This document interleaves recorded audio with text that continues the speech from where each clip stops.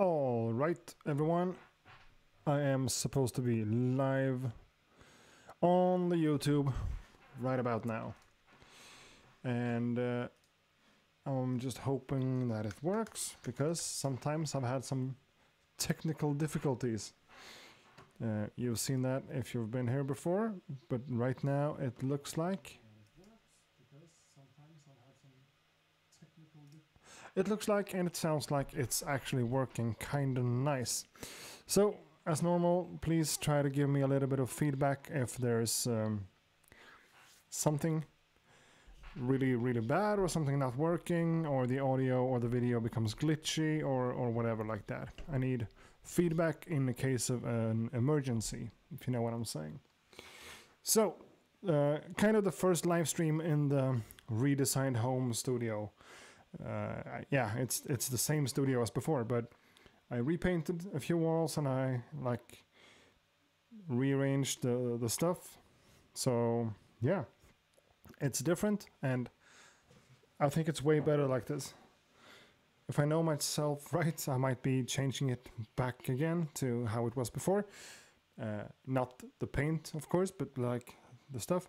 But right now I'm super happy about how everything is, you know? And we have some people in the chat room saying that it works well. What up, Lawrence? What's up, Teague? What's up, Harry?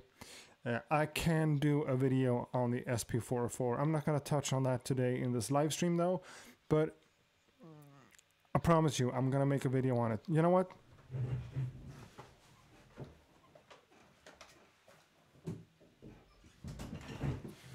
Just to remind myself about this, because it's really important. This is an awesome piece of machinery. Just to remind myself, I'm gonna put this one right here. That was a really bad spot to put it. I'm gonna put it right here, maybe. Yeah.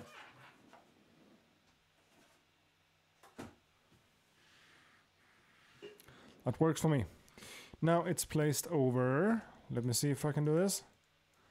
Placed over here, right on top of my complete keyboard. So when it sits there, I see it from time to time, and that's a reminder to myself, I need to make a video on it, you know? So thanks a lot. That is gonna be a thing. So,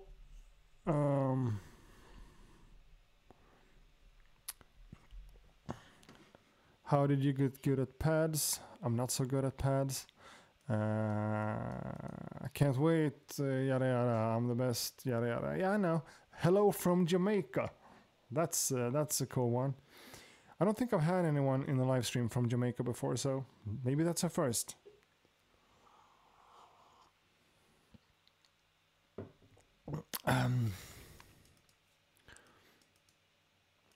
Oh, someone has a problem with the Maschine MK3. Yeah, for beginners, I can see that it's kind of a difficult thing to get into, but there are a lot of tutorials out there and a lot of help to find. For me to make a tutorial for beginners on it, yeah, I'm not promising anything. Might do that later on, but not now. Mickey asks me why my music isn't on Spotify, and that's actually that's not completely true. I have some music up on Spotify. It's from like 2015 though, but it's there and it's linked in all of my YouTube videos through to the latest thing I did on Spotify and such. It's an instrumental beat tape, as you might know, and it's called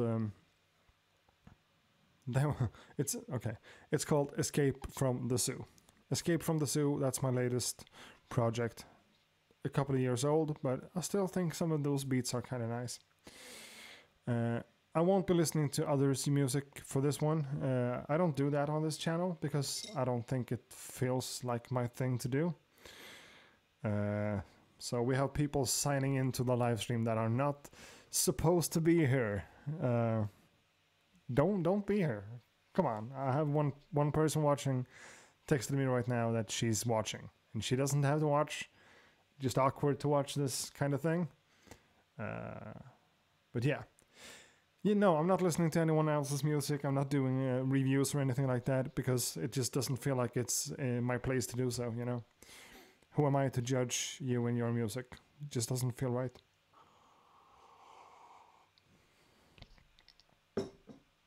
What I have here today is like a normal beat making session planned out. Planned out? I haven't planned anything. I've downloaded a couple of samples from a viable source, and I'm planning to put them in Maschine and make something out of it. But before that, I need to route my audio from the Maschine to the tractor controller, back to the mixer, and back into the audio interface. Let's see if that actually works. Again, not too sure about stuff because this is my first stream since I redid everything. Like, disconnecting all the cables and putting them back in and trying to get everything working, it's a nightmare. And I was super afraid that I would like mess something up, but I think the studio is pretty much up and running. I need a couple of more connections for the OP1 and the OPC. That isn't connected right now, nor the SP404. But for the general basis of it all, it's all up and running. So the audio, that was the thing. The audio from this. Let's just grab some sound. I don't even know what this is. Well, I can't hear any audio coming out, so...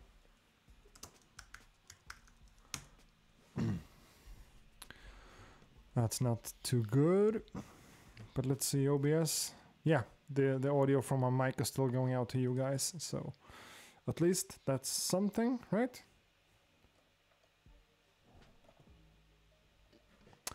I've made a terrible mistake.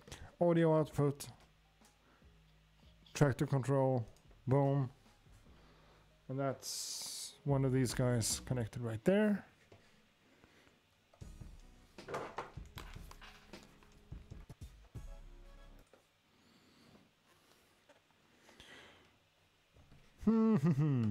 So how is everyone?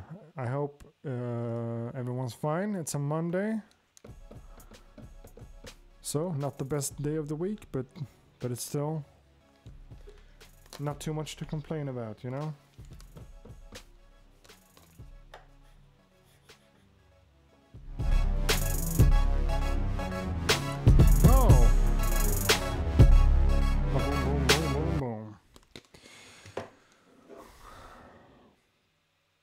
Yeah, I haven't actually made a good video on the SP404, but I am doing that.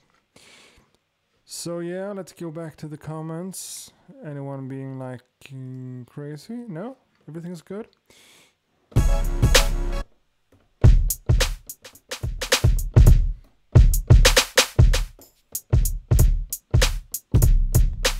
Now I shouldn't output that audio on the speakers as well as using the microphone at the same time. I am better than that.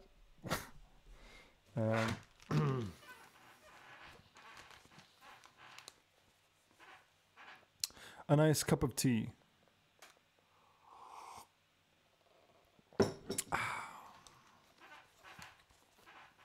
Yeah, I know some people really hate those noises, but yeah.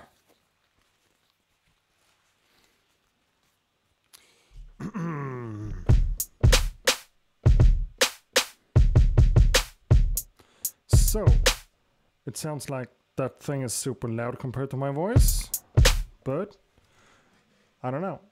That's not for me to decide. Hello Accurate, can you use like some other DAW or arrange your mix or just Maschine and special reverbs and stuff like that or anything? Do you use some other DAW?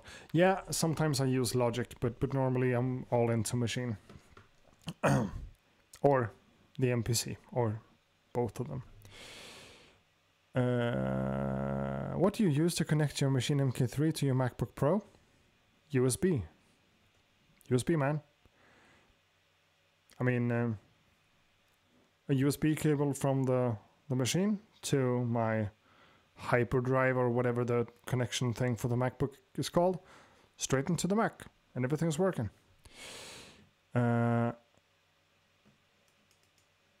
So yes, we have 89 people watching, so that's actually a number that feels kind of good, and I'm happy that you are here.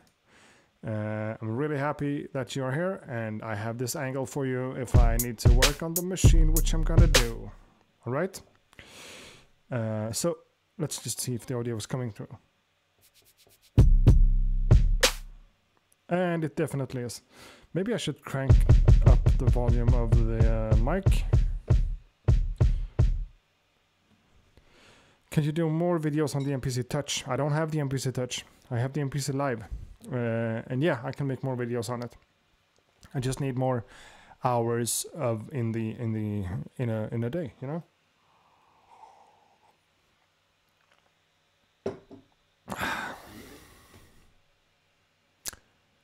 Yeah, thank you, Mark. The black walls, I really enjoy them myself as well. It feels really good, and it feels, you know, it just feels. I live in Sweden, so this whole trend about having apartments or houses or homes with all white walls, that's like the thing. That's been a thing for forever now. So it feels so refreshing to come into this studio room and have two black walls. It's not like it's super controversial or anything. It's actually kind of common as well. But something just happened with the room, you know. It feels like you're entering another part of the house, another part of the apartment where I live, another part of the life, basically, where everything is just different, right? So we are getting some questions about stuff. Are we just, yeah, maybe we should just have a little chit chat first and then get into some beat making, because I really enjoy seeing people like you here. Now it's 93 of you, so that's, yeah. Hey, Accurate, love your work. Just starting producing music, and your videos has been a great inspiration. Keep up the awesome work. Much love from Portugal. Thank you. Where do you store your massive and synths on MK3, external hard drive or laptop? Yeah, I have a laptop with a 500 SSD, 500 gigabyte SSD drive, so everything really doesn't fit in there. So some of my VST or like plug-in instruments are stored on external hard drive, and some of them are on the built-in SSD.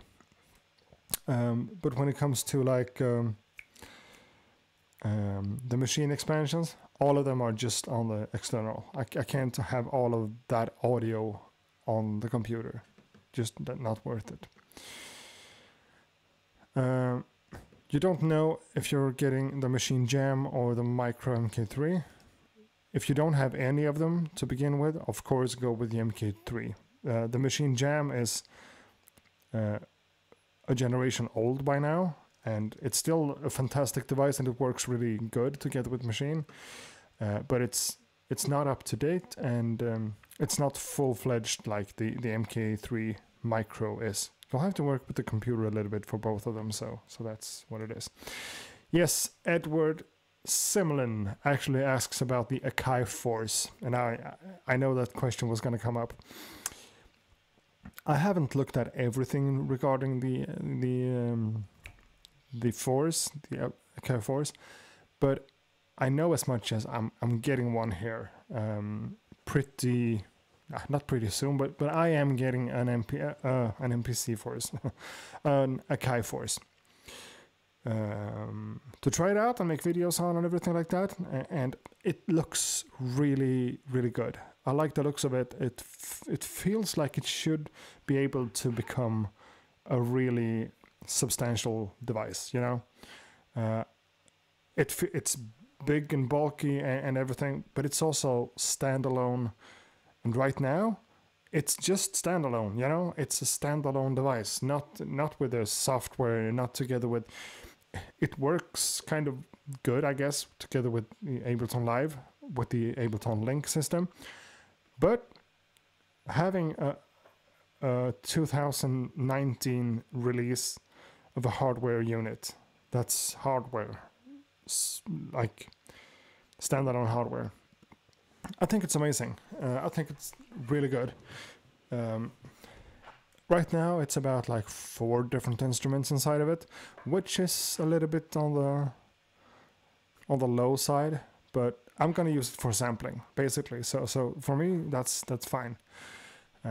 But I have more stuff to learn about it and get to try it out and everything like that. What do you think of Numark PTO1 Scratch for beginners? I think it's a really good choice for beginners. I haven't tried it a lot yet myself, but I think it's a really good choice. So if you're looking for something to scratch on and you don't have a lot of money, just get the Numark PTO1 Scratch.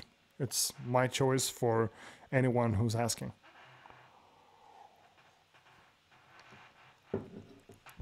Favorite or most inspirational producers? Yeah, hands down, people like Premier, Pete Rock, Alchemist.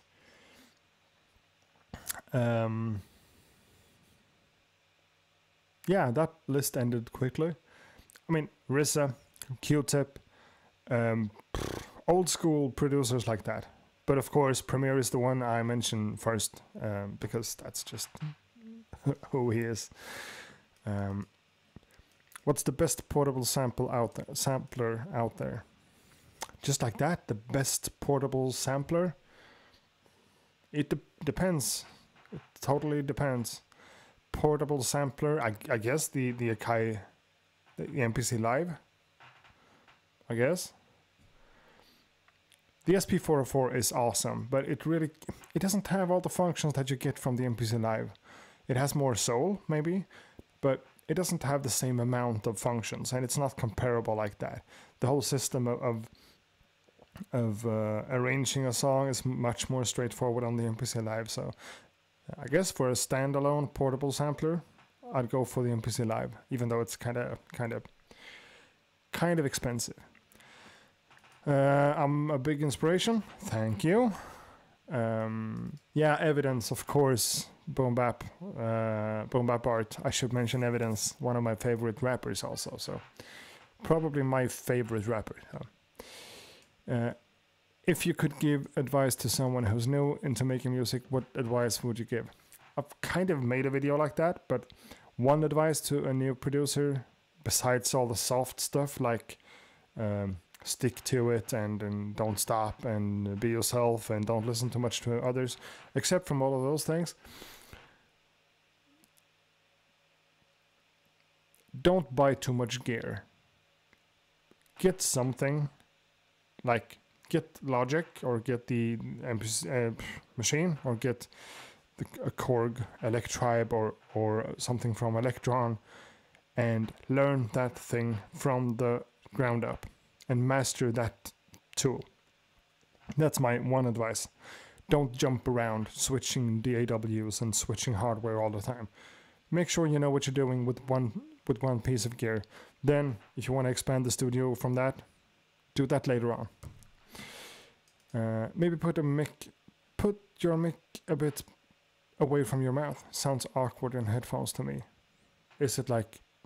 I also have a compressor on the microphone, so maybe I should just dial the compressor down a little bit.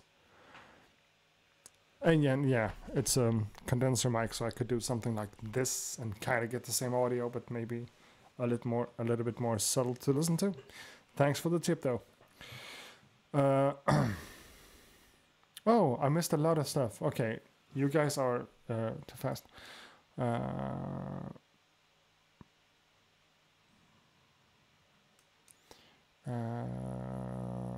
Grumpy Snorlax is in the house. That's cool. That's really a 404 type of person. Madlib. Okay, I should mention Madlib, of course.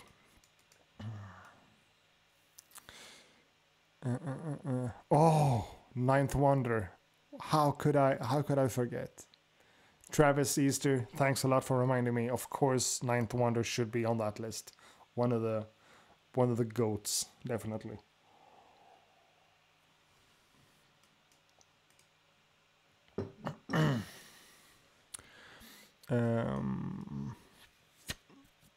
Marco Polo, yeah, he's also one of the guys. And Static Selecta. Someone just wrote it as well. Static Selector is really one of the names on my list as well.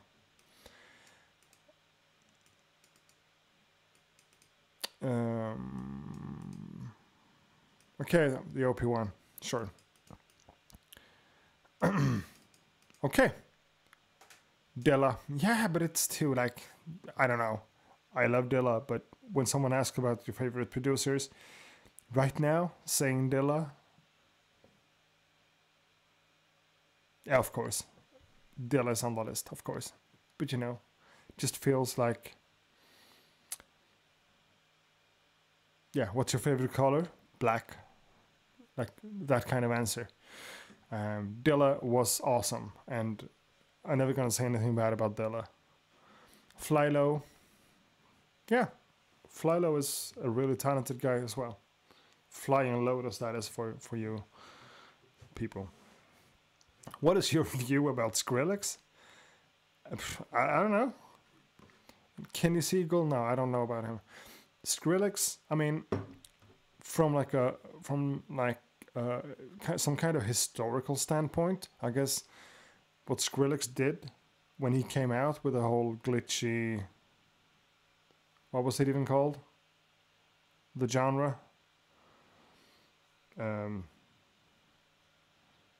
Dubstep. When the whole dubstep thing break free and happened, yeah, he was a pioneer, but the sound he makes, the songs he makes, the beats and the whole thing, to me it's just stressful, and can't find the soul in there, you know. But I'm also kind of picky with stuff like that, so. And says, yeah, I should listen to Kenny Siegel, and I should listen to Nuclear songs. Yeah, there's a lot of people I should listen to, and a lot of great music out there. How do you feel about the MK2 versus MPC? The MK2 versus what MPC? That's really a difficult question. The MK2 is a generation old. It's really nice, but yeah, but why compared to like something like the MPC Touch then, I guess, to get in the same price point? Hard questions. Edward, this is a great one. Do you see boom bap coming back to the mainstream of the hip hop genre? I definitely do. And that's not why I make boom bap beats, by the way, but I can definitely see that whole thing coming back to the hip hop scene. People will get bored of the mumble rappers of the world and the crazy hi-hats of the beats and that whole depressing thing. I think boom bap is coming back in some respect, in some way, shape, or form. MK3 versus MPC Touch. MPC, okay, versus the MPC Touch Live. Huh? I made a dedicated video comparing the MK3 versus the MPC Live, which is kind of not a fair comparison because the MPC Live is standalone and costs way more than the MK3. So if we're talking about the MK3 versus the MPC Touch, they are more in the same kind of price range. But in that case, I just personally like the workflow of Maschine more, and having the MPC Touch when the MPC Live exists would just feel kind of half-assed, you know. Joey Badass, yeah, he's a good rapper and I like his stuff, but it feels like he's very uneven in what he makes, you know? Some stuff from him are like really awesome, kind of old school boom bap with this whole New York kind of rap to it. And some of the stuff he makes doesn't work at all for me. So he's a talented rapper and I really enjoy his voice. Really do. You feed the sound of the machine into the SP404 or the other way around. That completely depends. My setup allows me to do pretty much whatever, you know, because I'm working with a mixer an external mixer, and the audio interface, which has a couple of ins and outs on the back as well.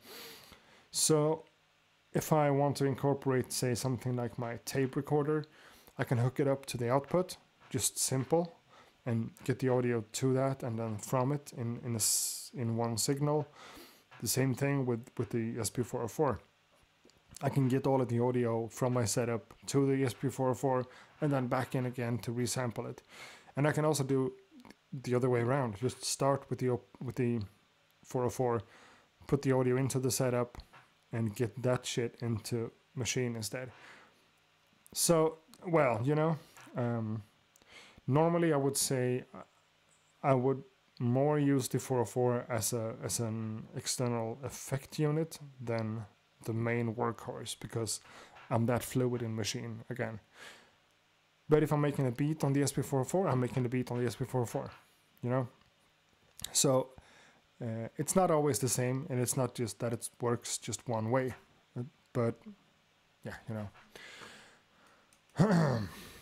Just a quick one, as that makes sense of buying a Maschine MK3 and working on Ableton instead of buying Push 2. I'm not the right person to answer that, because my experience with Ableton Live is kind of limited, and the Push 2 even less, you know.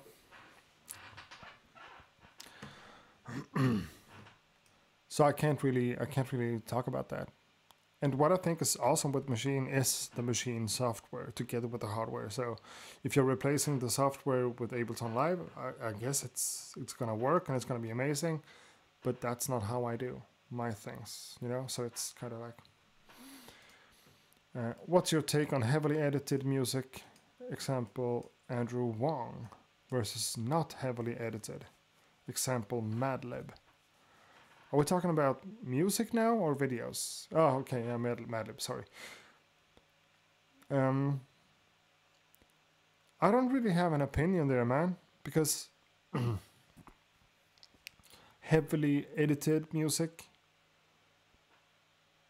has a certain thing to it, and music that's less edited and more instantaneous has one feel about it. But to me, it's more about the track and the idea behind the song than how it turns out a lot of the times. So someone like Andrew Wong, he really produces his music a lot with a lot of edits and a lot of flair, so to speak.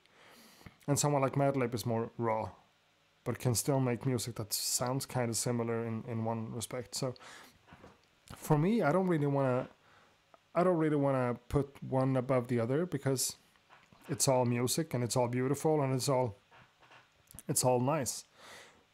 What I want to distinguish though is like music like Andrew Wong and Madlib on one side, and music like traditional rock bands or that kind of stuff on the other side, because for me that's a big difference. People playing music together in a room is a magical and a beautiful thing to a lot of people, but for me, I mean, Andrew Wong is an artist and Madlib is an artist, controlling every little piece of the music, even though one edits a lot and the other one edits not so much. It's still like that person has made the drums, the melodies, the harmonics, maybe some vocals, I don't know. You know, that's one guy. And I think that's really special compared to like a band where one person maybe wrote the song and one person interprets the bass line of that song in his own way and plays it a little bit differently. And the drummer, she wants to play it all in like another kind of, you know, that's great. But for me, that's two different things. Way easier to distinguish. I'm really slow on answering stuff. CL Smooth would sound dope on one of my beats. Whoa, thank you. That's a really nice compliment. Do you listen to German rap? No, not so much. Italian rap? No, not so much. You know if native instruments are going to get an update to use the microphone on the AWS. What I know about the Maschine Micro and the MIDI implementation is that I'm kind of disappointed myself in how it works. Something like the Maschine MK3 can be controlled over this control center software, and you can map everything to different MIDI CCs. And that doesn't work with the Maschine Micro MK3. That just sends out what it sends out, and then you have to tweak the receiver of that MIDI information to read the MIDI in the right way. You know, that's a big difference for me. But if they did what you're saying, like making it work with other DAWs, it works with DAWs as it is right now. But if you want to implement that even more, you have to be able to change what the MK3 Micro actually does with the pads and the stuff like that. So I doubt that's gonna be updated, unfortunately. But I don't have any like inside info about it, so I'm not sure here. This guy is very cool. Thank you. I guess you're very cool as well. Inspirational. What's your biggest influence? I've talked about that. Yeah, reggae/dub. I'm not sure about that.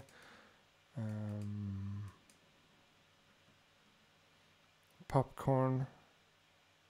Ready for some beats? Yeah, I think it's time to try to make some beats. What camera are you using for streaming? Oh, I'm glad you asked.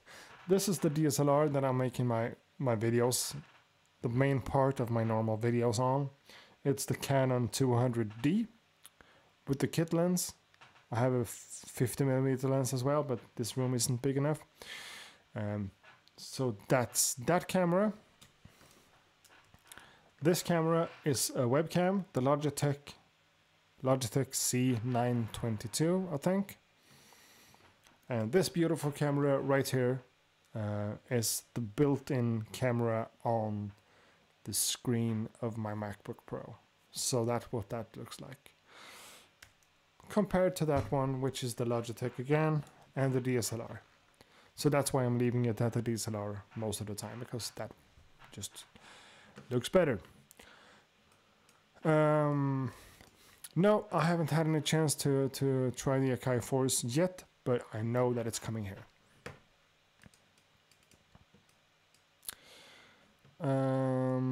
Akai Force, I tried to talk about that, so... Yeah, Collapse is telling me about German beatmakers, and yeah, I kind of know that they are kind of into exactly the same stuff that I do from time to time. The beatmaking scene in Germany seems to be really good, but I haven't like listened to a lot of beatmakers from that scene because, to be honest, I don't listen too much to music, because if I do that, my beats get messed up. That's just how it works for me, unfortunately.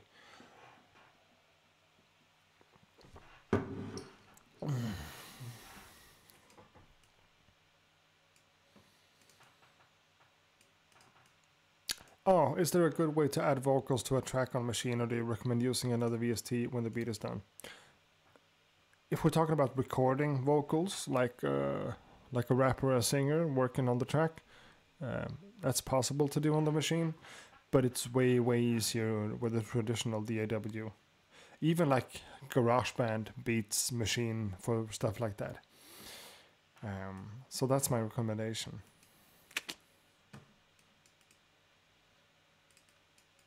You give me the vibe to buy for now a MK2 Maschine. Okay, that's good. Get to the beats. Yeah, I will. Let's just take these questions and get on with it.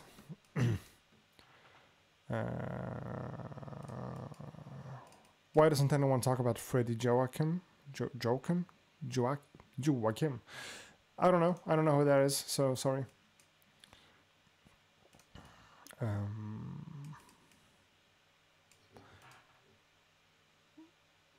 Well, Nikita, is it you?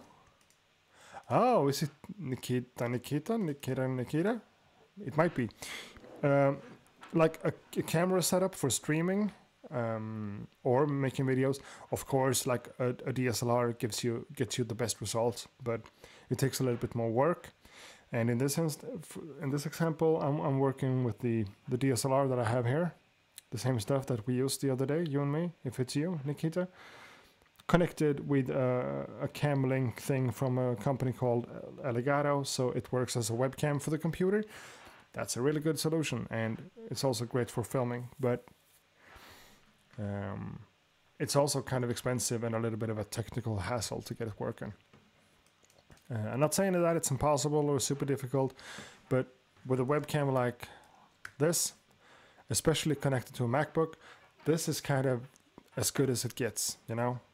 For a quick live stream, maybe on Twitch or something, without proper audio and stuff, this is definitely good enough. But I think like going with this, then you have something that you can use for other things as well. But yeah. We are making some music soon enough, I promise you guys. Just stop asking these important and nice questions, then I'm gonna get onto it. Now I just lost myself in the comments. What capture card? Yeah, I told you.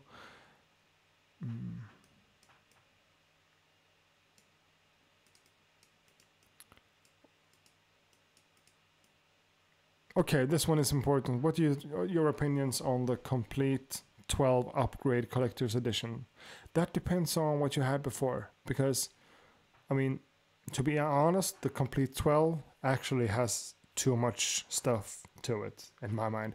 It's awesome to have access to all of that stuff, because I have the complete 12 ultimate collector's edition myself, which is awesome.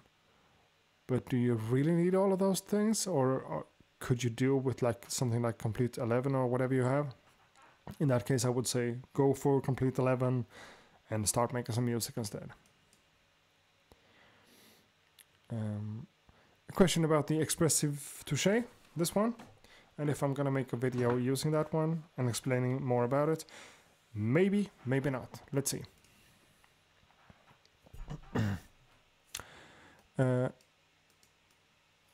Okay, very specific questions about stuff. You know what? This is really good, really fun and all, but I am gonna skip some of these questions in order to get creative. I just want to say real quick, I haven't made beats for more than a week, something like that. So this might be, it's a little bit, I'm in a hit or miss kind of situation right now. I have a couple of different samples here that I'm gonna load up into my Maschine,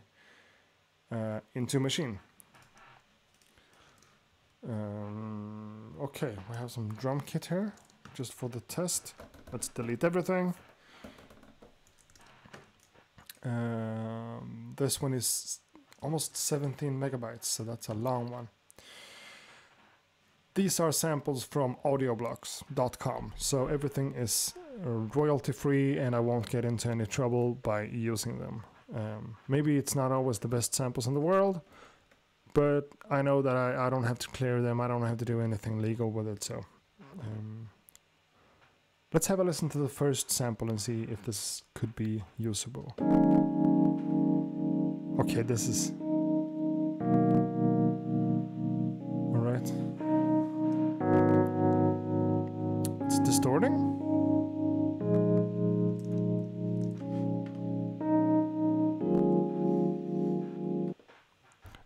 It looks from the wave.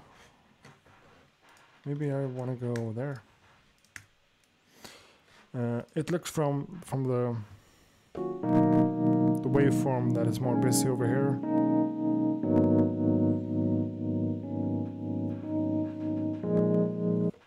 Feels too like predictable. So let's get into one of the other ones. Maybe like that one. Similar. Ah. Okay, a bit more notes.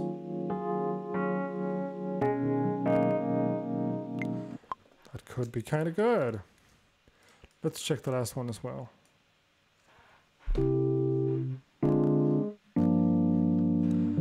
Okay, that's not usable. So I did just look for some Rhodes samples when I did this, because I have this thing coming up where I'm planning to work on a track with actually with a friend from work. She's a singer. She's really talented and a nice person, and we want to do something together. She wants it to be kind of jazzy and kind of, she said depressing, and I don't know. So I'm trying to maybe I'm gonna do something with a sample like this with Rhodes, pitch it up, pitch it down, something, whatever, and add some drums on it, chop it up, and make something that feels like me, but then maybe slow it down even more and pitch it down and make it like. Not, I don't want to use the term lo-fi, because I think lo-fi is like the most oversaturated word for beats right now, and like a boring thing to call your music, but I think that's kind of where I'm aiming with this one.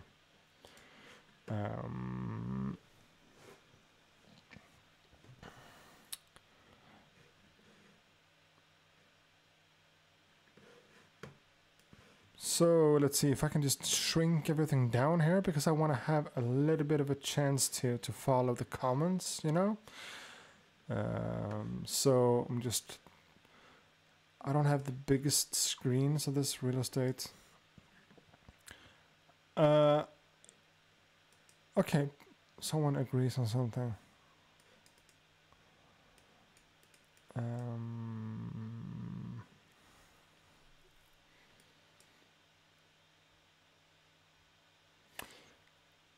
Sure.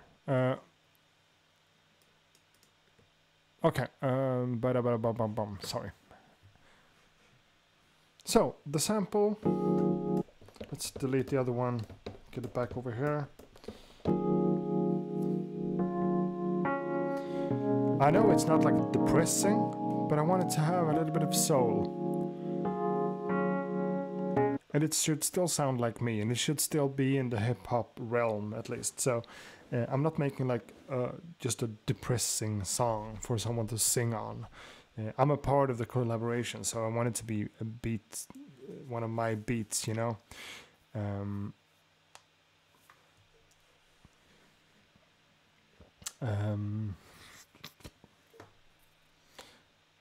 So that's, yeah, someone says like, piano and strings, that's depressing, yeah, and sad. Yeah, I know, but I don't want to be too obvious and going for that kind of stuff. Now let's get into the sample. Choke mode 1, link group 1. So we have 119 people watching right now. So I just want to say that I haven't made beats in like a week, and I'm not super inspired right now. I don't know how good of a thing this is gonna be, but I'm gonna give it my best try. Maybe the best thing right now would be to put the mic right over here, crank up the volume. Come on, please just help me out and tell me if the audio of my voice is just like really crappy or something, because I don't want the stream to become a bad, yeah, words, right? I don't want the stream to become bad. Sampling.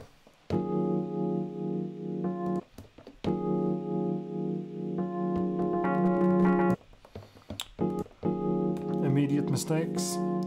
Polyphony, legato, choke group 1. That's better.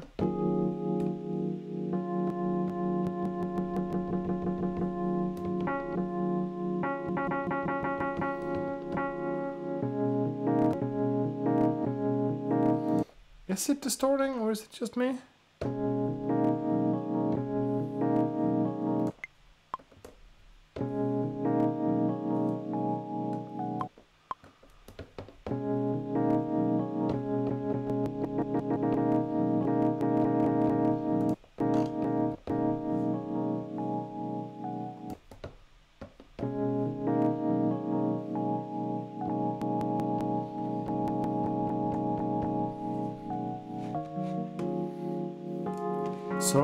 This angle might be better right now.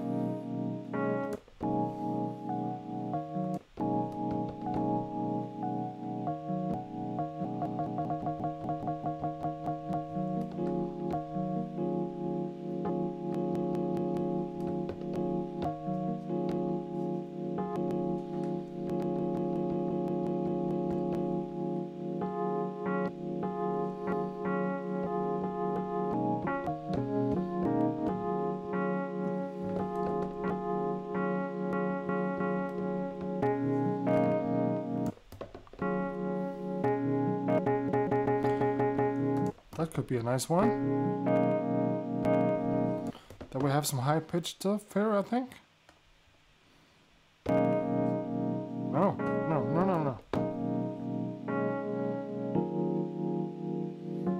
That's a new chord as well, so...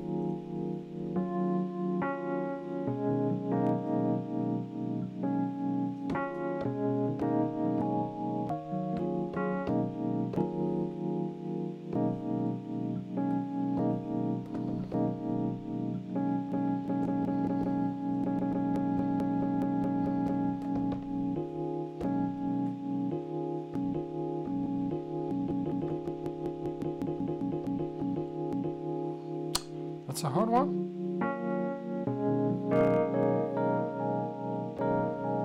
No, sure, the last one. So I will write the stuff in the thing here. I actually have a link for oh, fuck it, who cares? Audioblocks.com. Audioblocks.com is storyblocks.com, and the audio site of that. I made a couple of sponsored videos on their service, and I'm actually using it because it's kind of good. Royalty-free music. It's not free, everything. You have to log in and get the account and pay a little bit. But you don't have to clear the samples. You don't have to register or, you know, do anything really. So just download the stuff and use it as samples.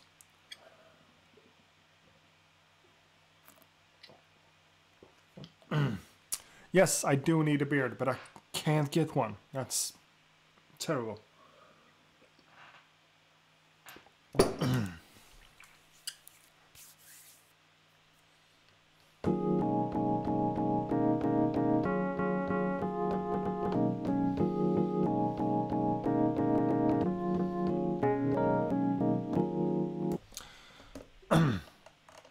So let's think about a tempo that's kind of low from the get-go. 83 BPM, would that be fine? No?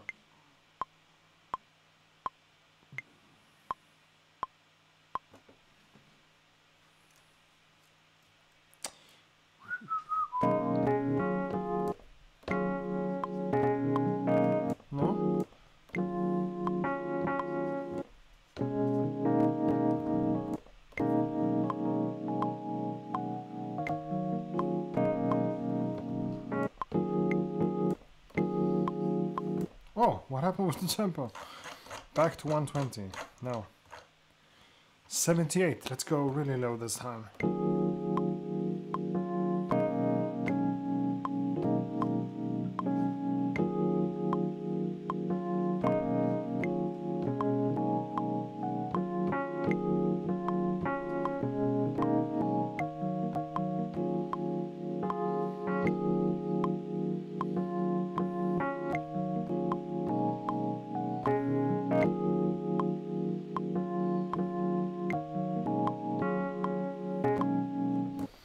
I mean, something simple like that could actually be good enough for now. Yeah, let's just...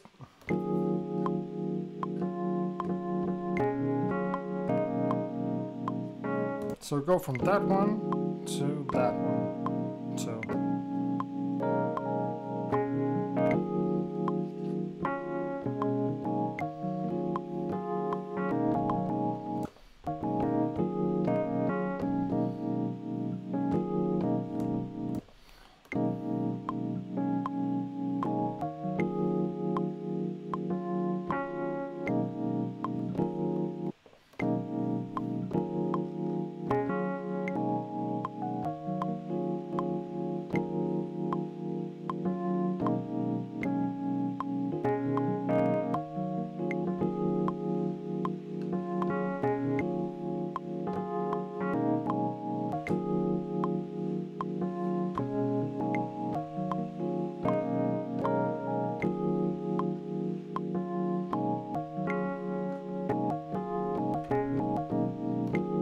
Okay.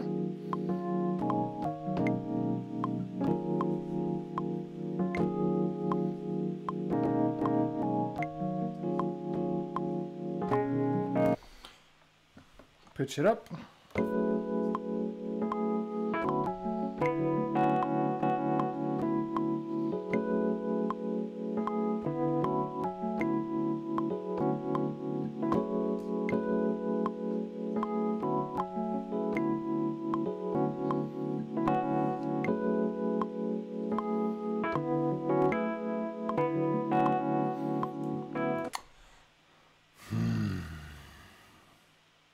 I would pitch down, okay? Pitch down. Pitch down, that's the stupidest thing I've ever heard.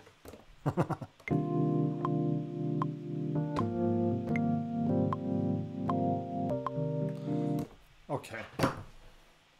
So maybe I should just like let you guys take over the channel. Pitching that shit down was a way better idea. Okay? I'm just gonna try to record something off the bat.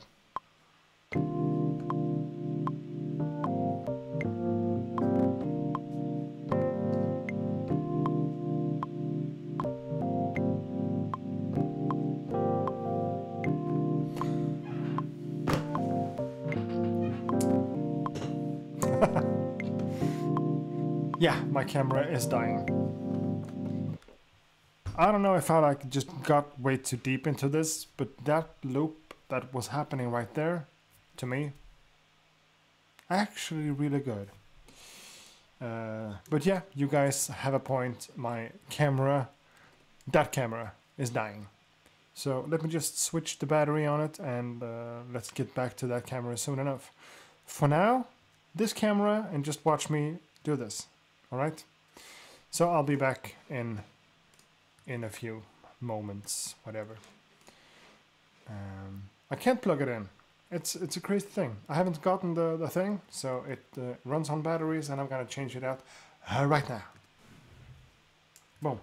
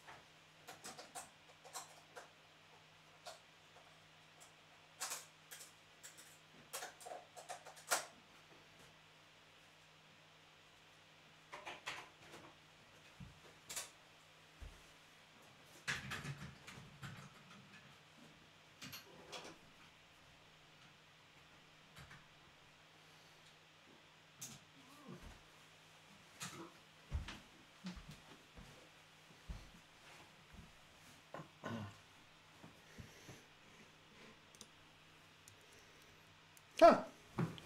Cool. So it was actually that simple. Just to change the battery and start it again. And yeah, I kind of forgot that the microphone was on, so I like burped and did all kinds of stuff here. Sorry about that.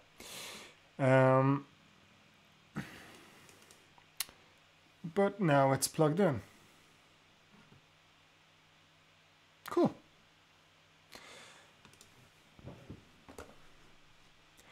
You know what? I'm just gonna mute that track for now. Just not listen to that chord progression kind of thing that I try to make, but instead go to a new group.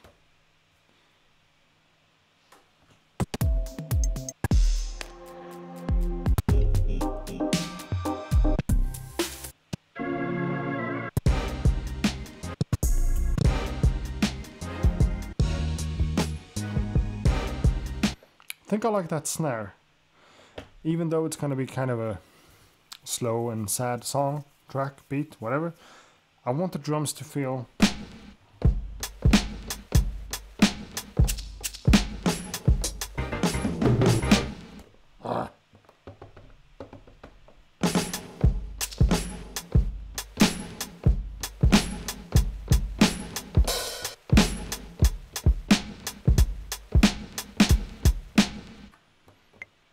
2, 3, 4. Okay, I'm not used to this tempo. 2, 3.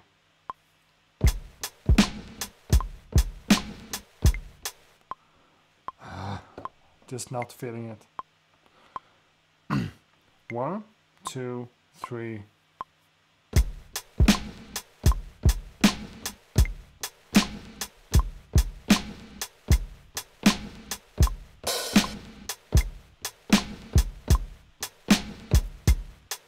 Oh Jesus, this is really hard.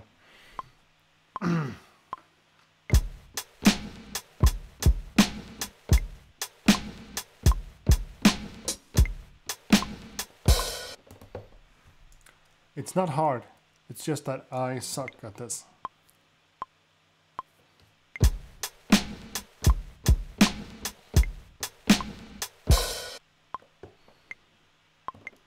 Two, three.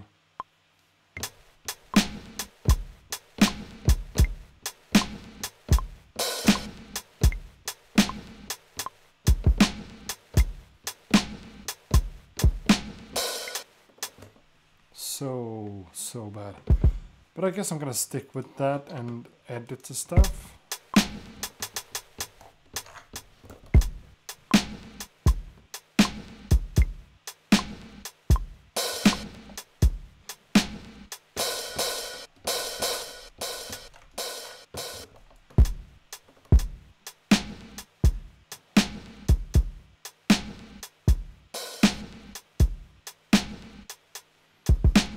Just looking at the notes,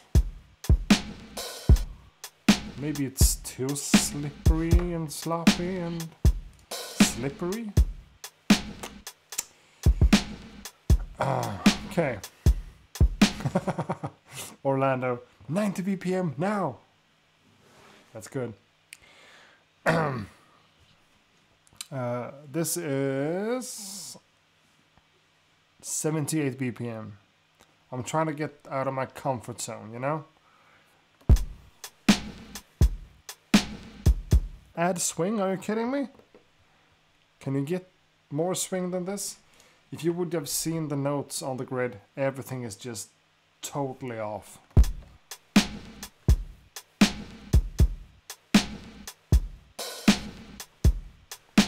Maybe I want to switch it on, out.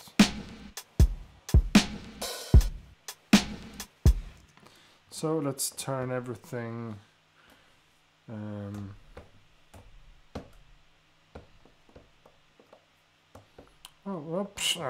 come on, grid, arrange and perform grid. Everything should be off. So I can move stuff like that manually.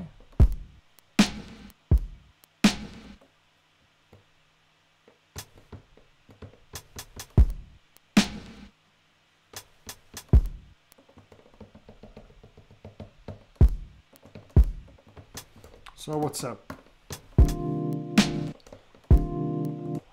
Can't even hear the hi-hat. What's up with that?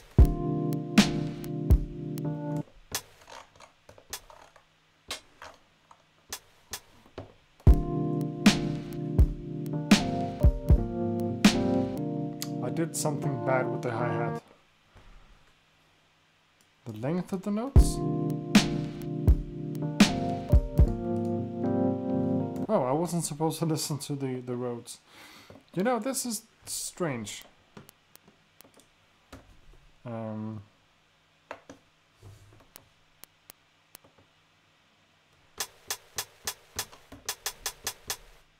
Okay, hear it like that.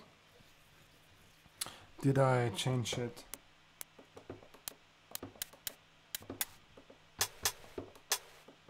Oh, I pitched it up like 7 semitones. Octaves, sorry.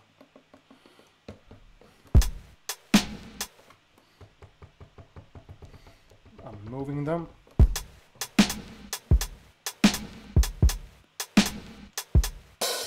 Okay, I'm getting a little bit too much out of my comfort zone, I guess. What if I'm moving them? Okay.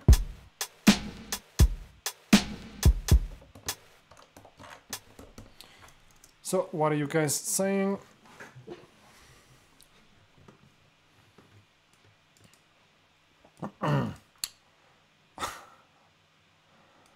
Let the man make his own beats. Oh, okay. I enjoy the comments.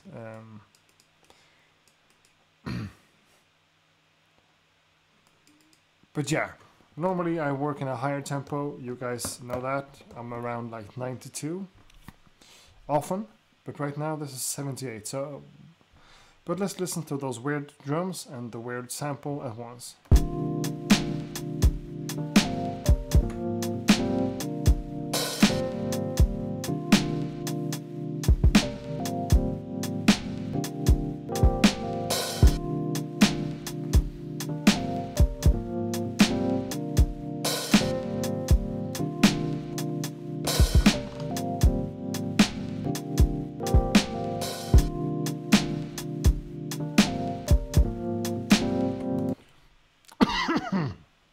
Okay, this is what it is. I could make something out of this. I could like produce this and make it. But before I do that, I just want to try one thing. I want to go to a new pattern on the drums. Just have that in solo. Get my tempo up to 92. 2, 3. Fucking hi-hat.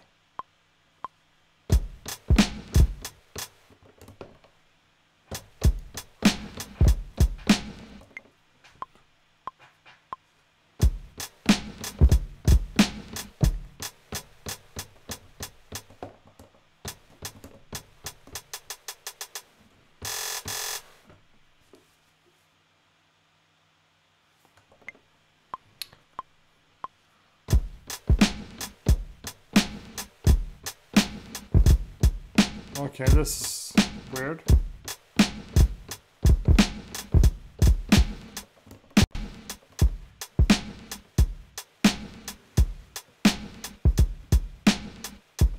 I think the ding sound right now was my Apple Watch. But this is a weird little glitch when I record.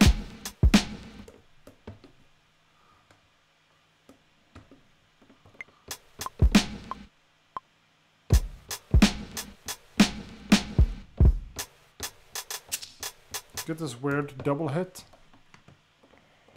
But yeah.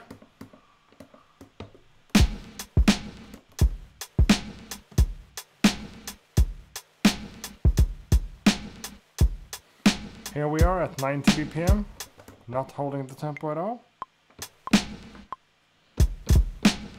Okay, I can't work with that. Let's just save this thing. Save it inside of Maschine as...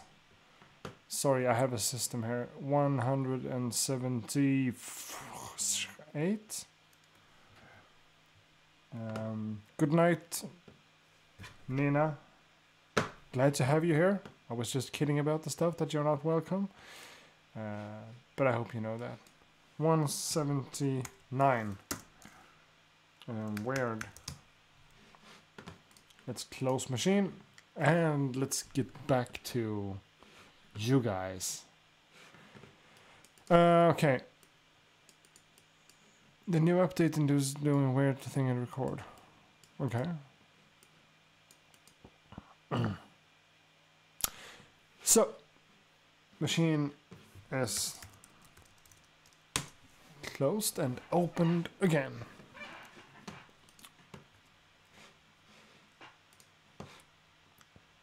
Restarted would be a simpler way to put it. Do we still have any people watching? We had like 140 before, 114 now, so cool. Thanks for watching and sticking by. I hope this will turn out to be music in the end. Scene 2. I was just trying my boom bap thing here. So let's go for pattern 2.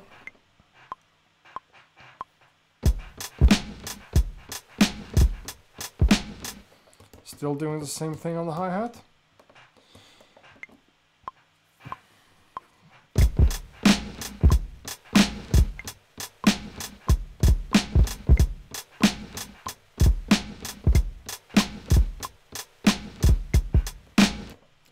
It sounds like that. Oh, now it even recorded.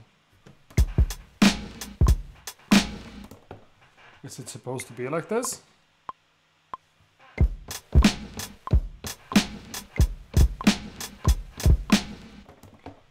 I can't work with this.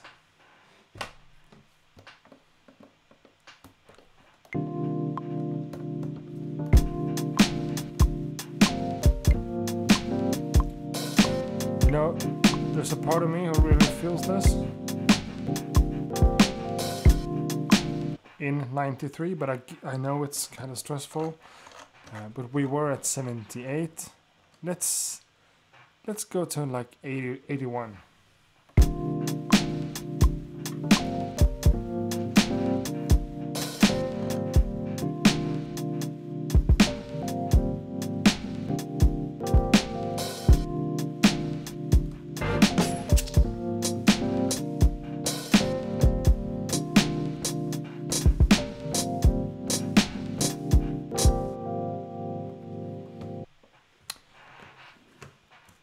I had this glitch like 4 years ago when I was using another controller from Maschine. But I mean, this is weird. Come on. Am I the only one having troubles like this?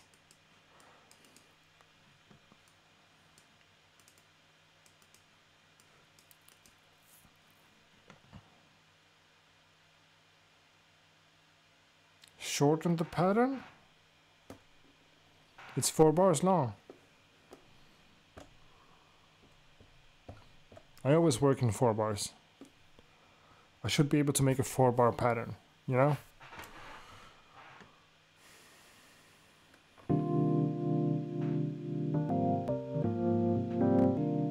I haven't updated Maschine today.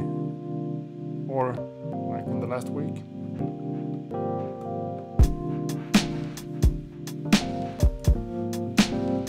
Now I want to try to take my snares move them manually, even more off the grid.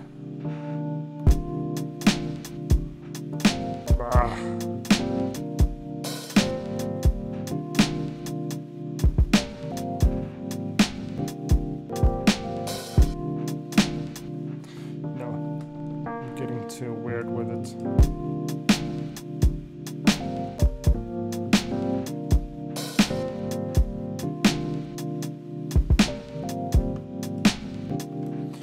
Okay, I want to duplicate this pattern just in order to save it. But for this one, I'm gonna try something like quantizing the drums to 16ths.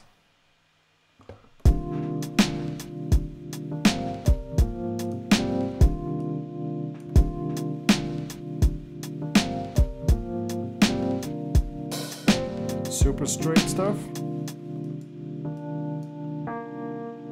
Okay, I don't know if you can see my screen here. Yeah, a little bit. So, I don't do this a lot, but I know it kind of works.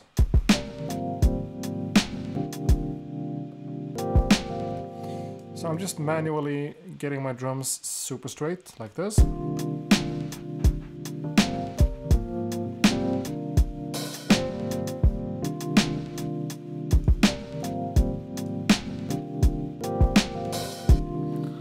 Okay, and then just to give it a try, I'm gonna take my hi-hats. I need to put my step into off again. I'm taking my hi-hats and moving them off the grid. So it becomes like...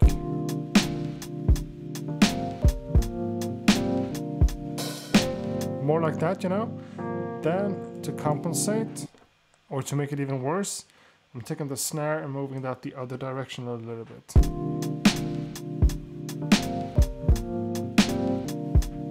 So we're back to that kind of awkward feel.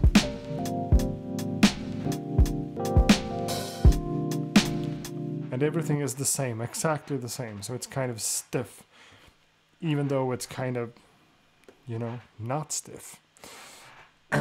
It's wrong, and it's played like on a... like the most stiff drummer you've ever known playing a little bit offbeat.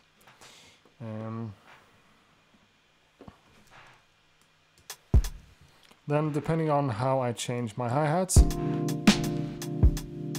I can make it like that, or maybe just a little. Compare that with how I played them from the beginning.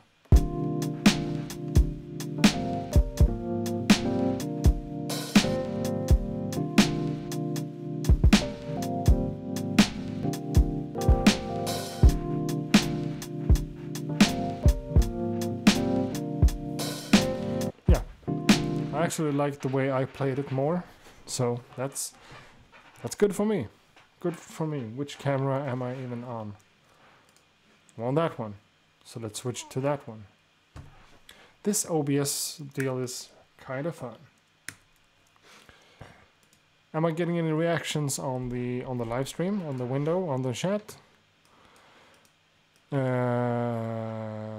Yeah, whatever.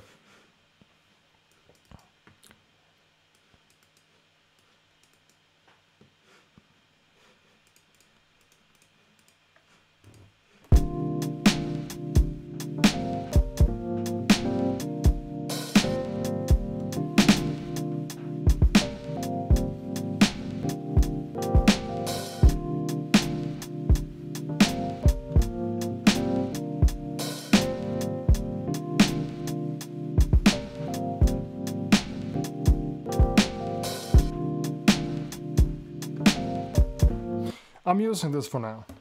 And I'm also kind of using the loop. Just I haven't really thought about it, but the sample is there and it sounds like something, so...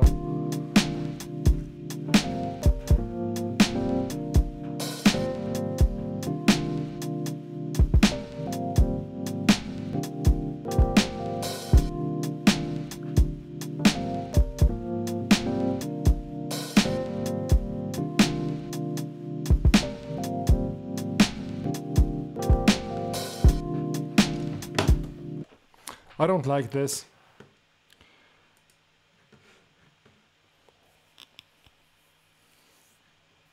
I don't like this.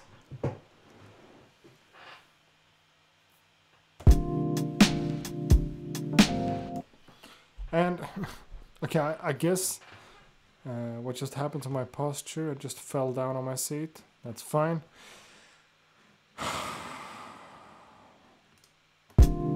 I mean, the obvious thing as well. Let's just give it a try, just because I want to. Don't know. The obvious thing here would be to sidechain the kick drum to the Rhodes sample. So let's try that.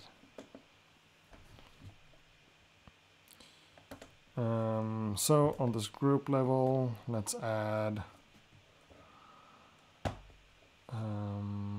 Which one is it? Solid bus comp, sidechain on, source input. That's B1, sound 1. Yeah, the kick.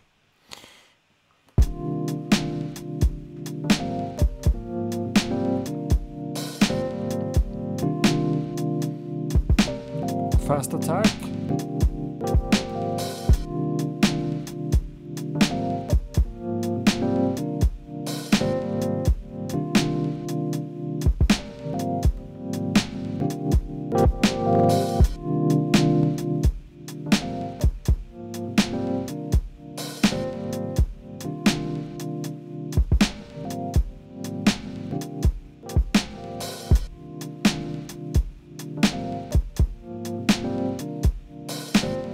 Well, now it's sidechained.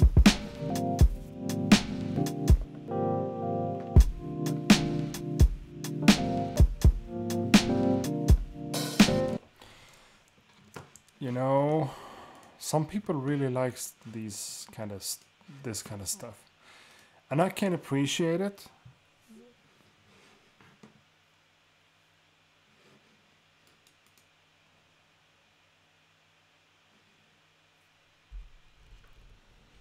Um,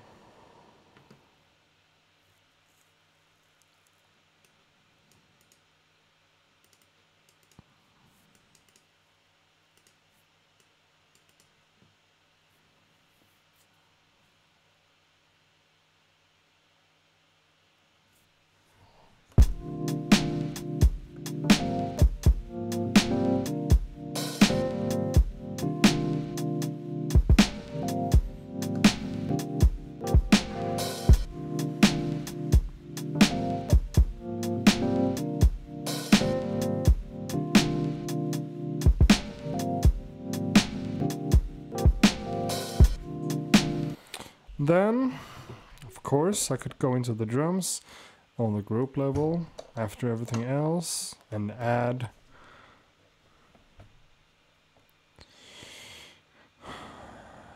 the lo-fi effect.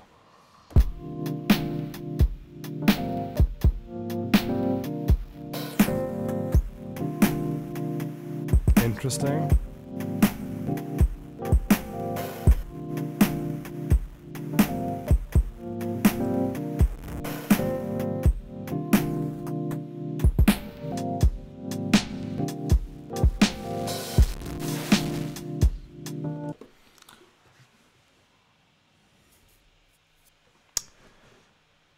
Well, I mean, what can I say? I mean, it sounds decent enough, and I can like build on it. I know I can make something that I feel a little bit more excited about on top of it. But again, this track is kind of for a vocal artist, for a female singer.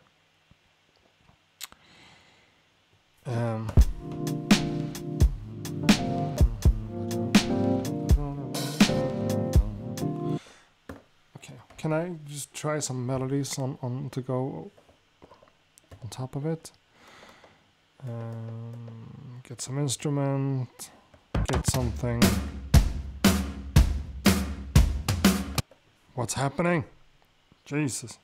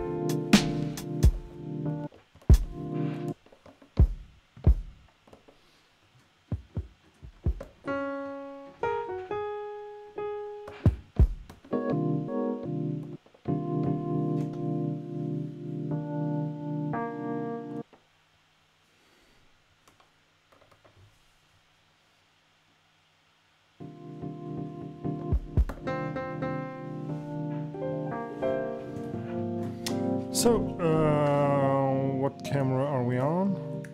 Let's go to that one just because.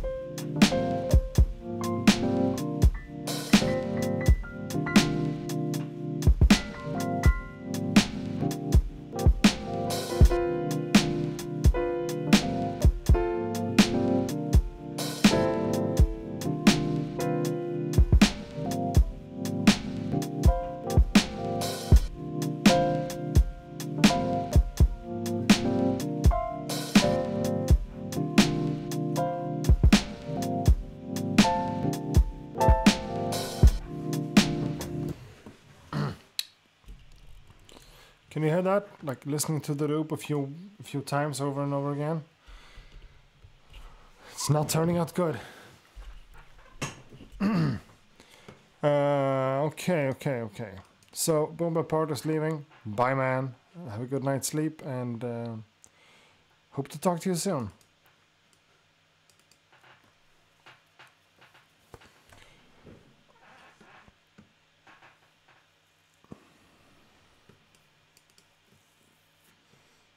You know what? Just because I kind of have a world of possibilities here, I think I'm going with a completely different idea for the sample, because like this thing right here is kind of usable, I guess. I can't really find the root note and I can't play anything good on it, but I guess it's kind of usable as a thing. Then if I add some kind of melody and a bass line and everything, it will be kind of okay, you know? And I still like the sound of the sample a lot, but I don't like what I did with the drums and the whole chopping. You know, so freaking textbook, lo-fi kind of thing. And I don't want to be that guy. So I'm keeping that in the sequencer right there, and I'm going to scene 5. And we have a clean slate and I can do whatever I want. So let's go back up to 87 BPM. It's not in the 90s at least, but it's 87. Okay, so now is the question, can I record drums or it's gonna be glitchy again? Super glitchy.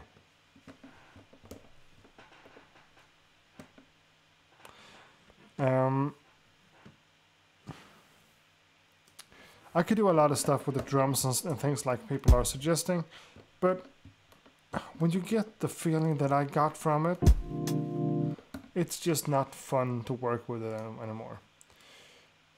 So I'm gonna save this whole thing as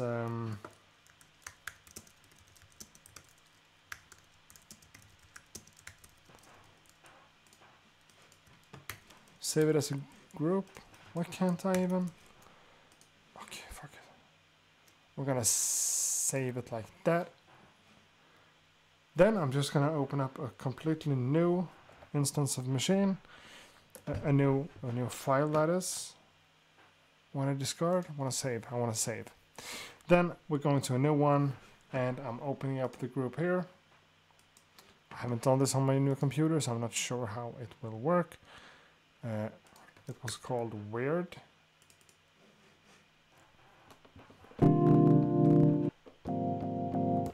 It works.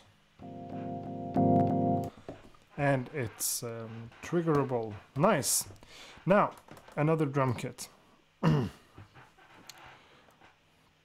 I gonna be super predictable here and go for something more boom bap? You're damn right I am.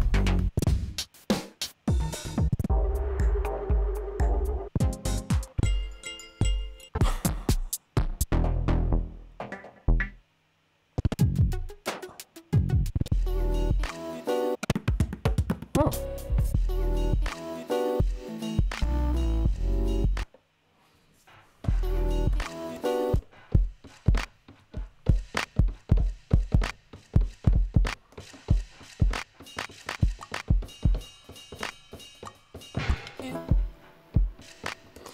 Maybe I can use those drums in some way, but I'm looking for something different anyways.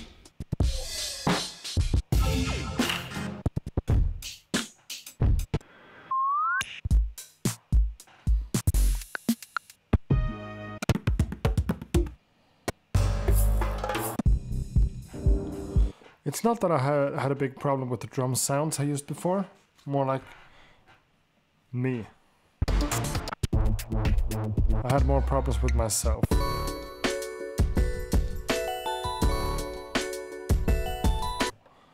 Maybe that's too corny, but I don't know. The drums itself sounded kinda okay. So I'm loading it up. No. Okay.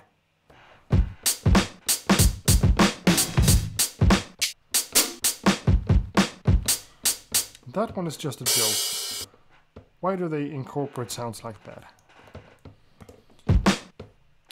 Now, I'm not using this often, but I just felt like for now, let's open up. How's that done? Like that? The hi-hat.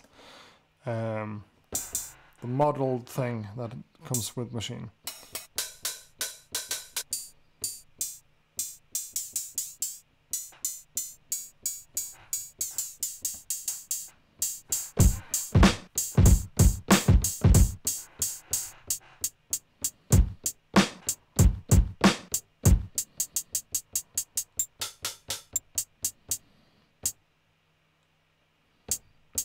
Go for that, let's go for that.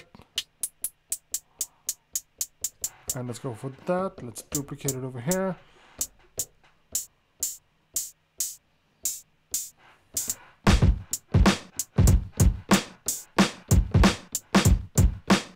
One, two, oh, Jesus. 90, what, 80, 88. 2, 3. So the glitch is not happening now, so that's good.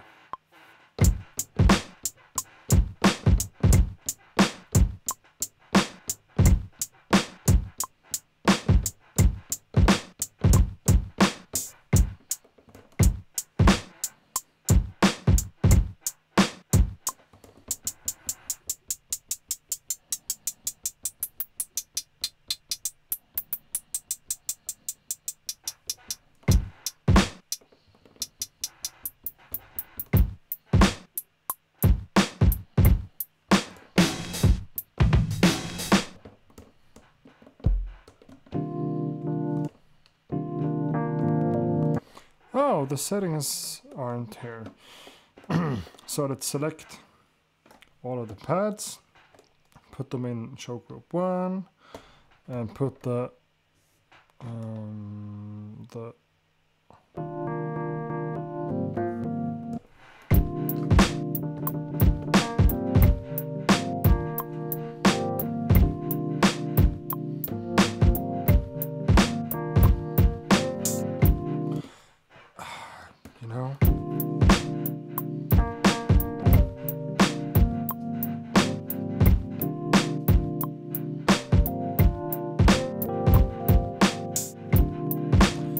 so much more my taste.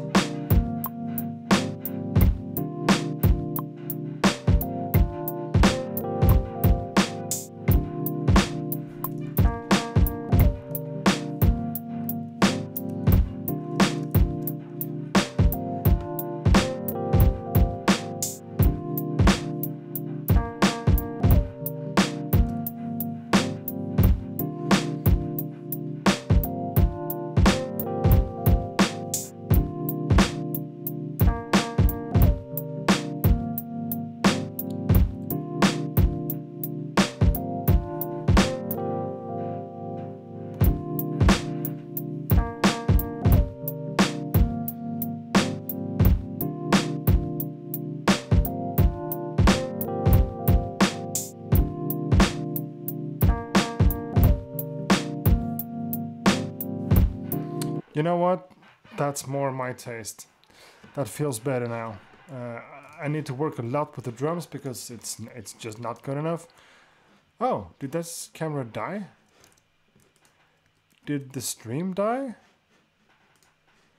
Is my camera... Okay, that's awkward because that's just frozen up, you know? Huh. Let's investigate this. Let's go there again. No, let's go there for a second. Okay, then let's go back there. And now it just turned black. That one still works. That one still works. That one just died. Huh. Maybe I should just go physically check the camera. Give me a second.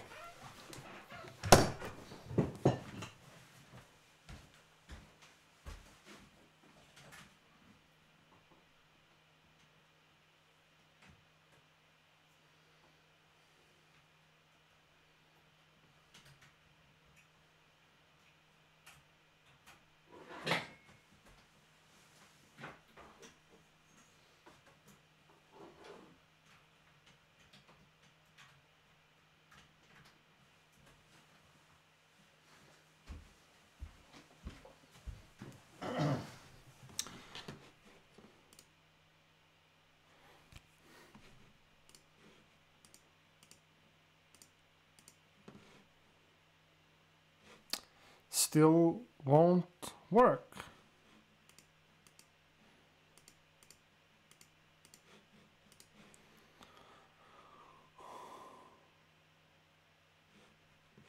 Huh.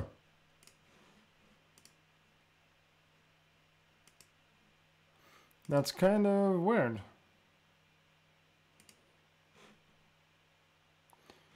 Yeah, this camera is just not responding. Well, the camera is responding, but the cam link system isn't.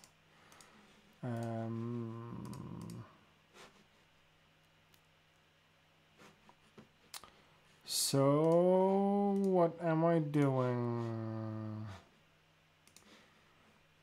Maybe I need to add. Okay, yeah, just bear with me. I need to test one thing out here and see if I can get this to work.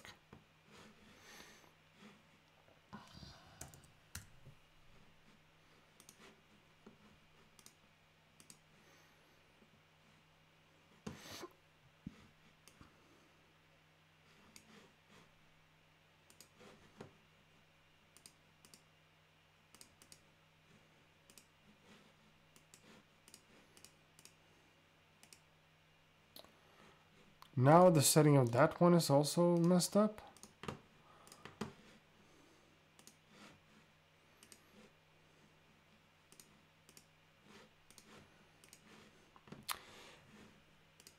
Lägg till videoinmatningsenhet. Skapa ny. Camlink. Baboom, baboom. Svart.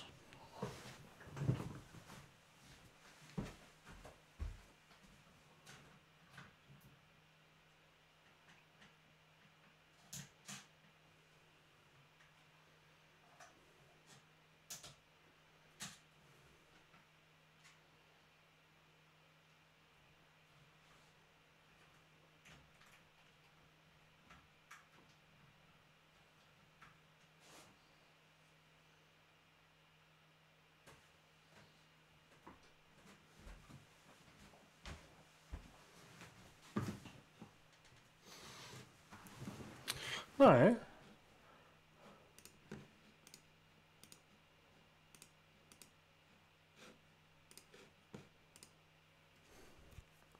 Så jävla skumt.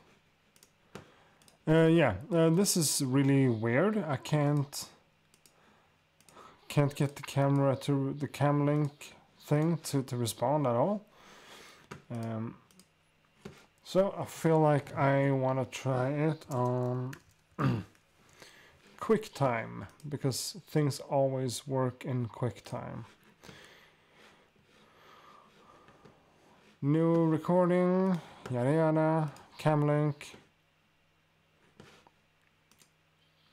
Doesn't work.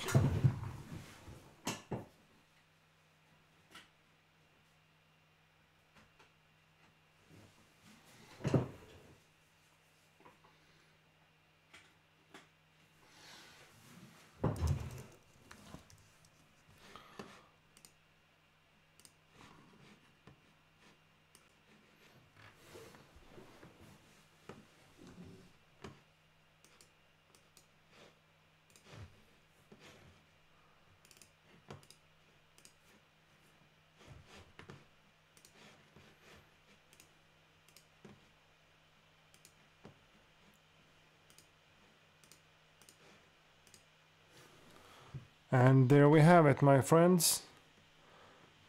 That's the camera we're looking for. Huh.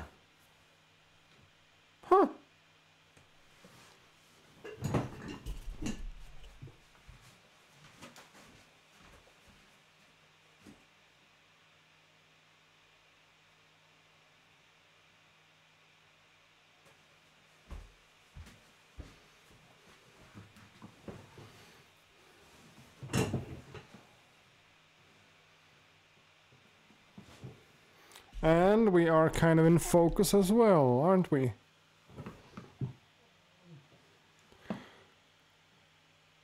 Yes. All right. Whatever. that was kind of like the best thing that could happen, I guess, because now I have this really good opportunity to clear my ears and get into a new kind of feeling and see if this actually feels okay or not. I missed the button.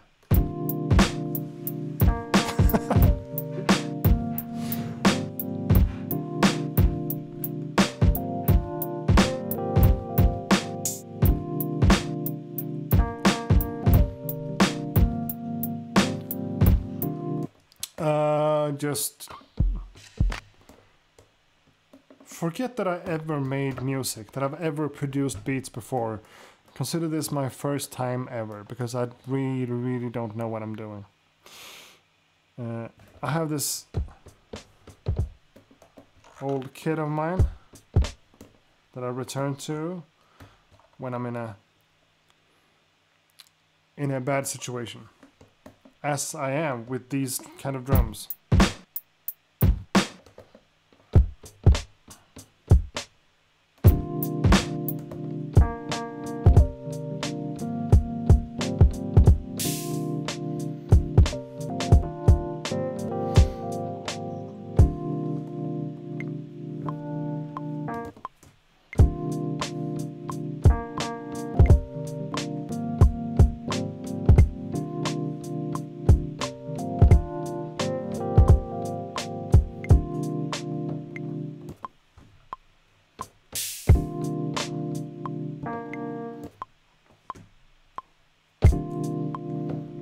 Okay, focus.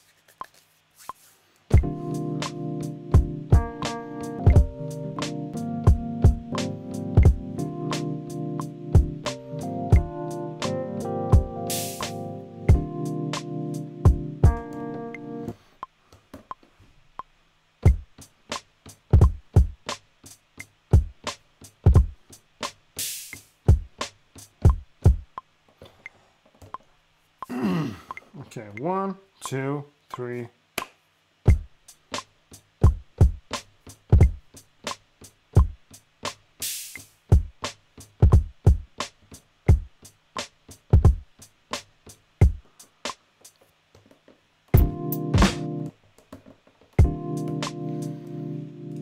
Let's just fix that snare. It's a little bit cheating, but so is sampling, I guess.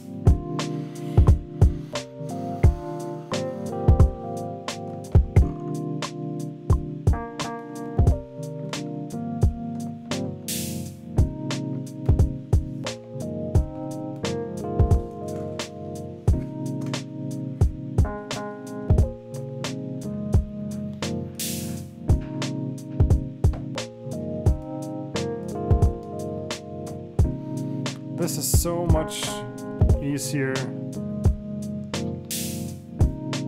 Not easier, but I mean, so much easier to relate to for me.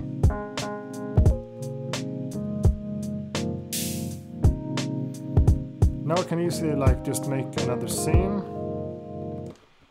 duplicate my, oh come on, duplicate my drums, so I'm on pattern 2 now. Pattern, duplicate, okay. Sorry, I'm just hitting the wrong buttons here. And then let's make another pattern on the sample thing.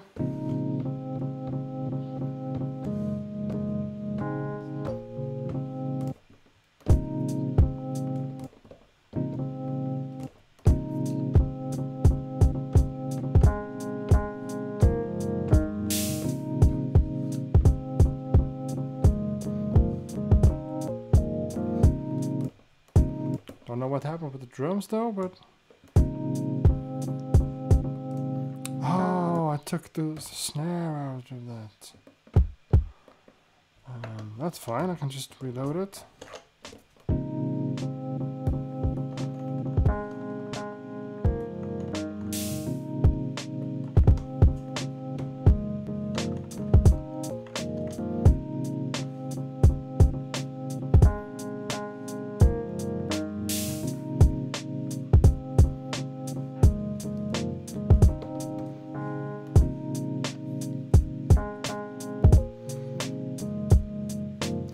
I know it's not like super sad anymore, or like just something that with this thing that flows better with my mindset right now. It feels a bit lighter and more airy and whatever. Also more positive, I guess, and more like spring-like. I haven't looked at the comments in the chat room for a while now, so maybe you're just hating this. And if you do, I'm sorry you feel that way. To me, this is better than it was before. But I am pitched down 5 semitones on the sample. So maybe I should revisit that and see if I can change it up. Maybe like just crank it up from -5 to +3. Could be super choppy, could be a nightmare, but I don't know.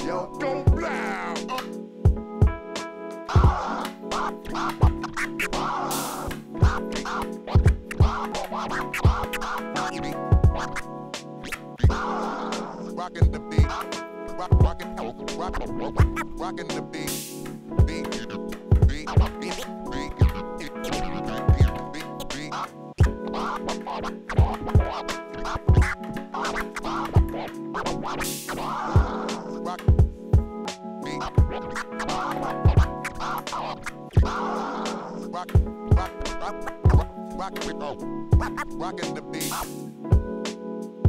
Yeah, hardcore.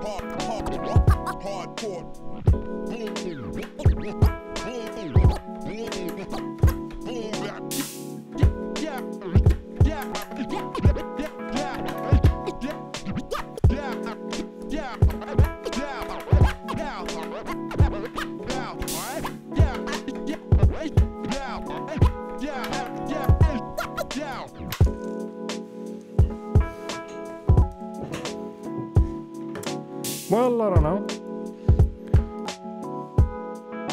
It's a really simple kind of loop, but it kind of works. Kind of works.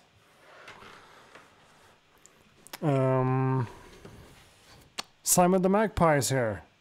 Mick Benjamins is here. Nikita is the Nikita I thought it was. So we have a bunch of friends in the chat room right now. That's nice. People are going to sleep. People are saying goodbye. I don't know.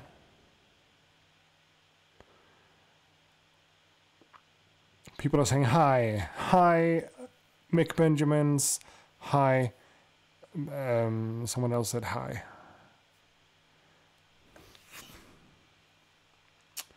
Well. I can't even remember the thing I did before with the 80, I don't know, 78 BPM and that kind of deal. And pitch down. Now it's pitched up again and I'm back at 86 BPM. Let's go boom bap. Let's go 93 and just never mind this whole girly kind of feeling. Sorry, never mind. Yes. Oh, that's too fast.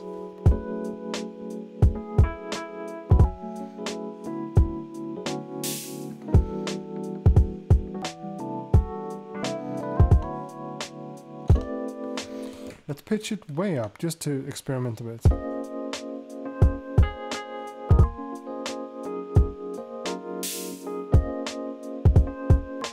Oh, it didn't work before?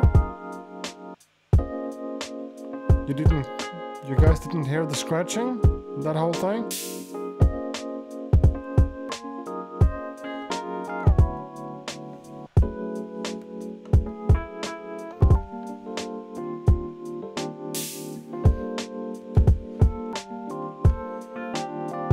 Okay, I just, you know, sometimes when I scroll up and down the comments or the chat room, I just get stuck and then I miss what's happening. People are like, yeah.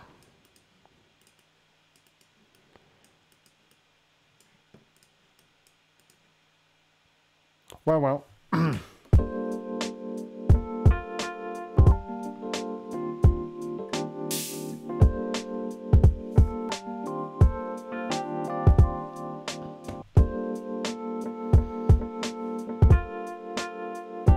Scratching work, thank you.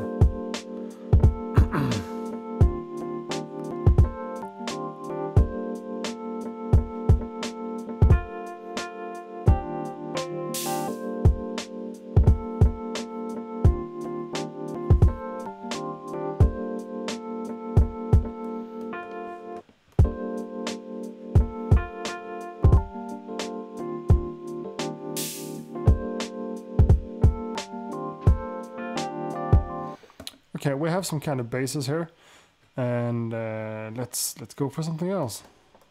Since we have Mick in the chat room, or at least had him, let's go for something from Native Instruments. Everything is from Native Instruments, fuck it. Yeah, just because he's here, let's go for something that's not Native Instruments, okay?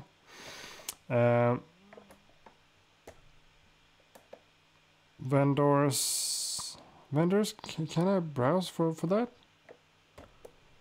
Haven't I installed the other stuff? Haven't I installed the other things? Am I that bad of a person? No, I can't be.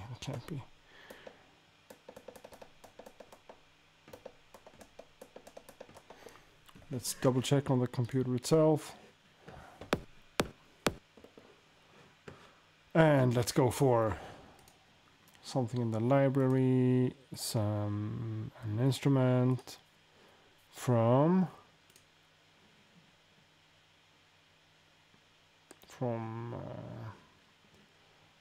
yeah, let's go for something from Arturia, just because this whole vibe feels like it could go along with an FM.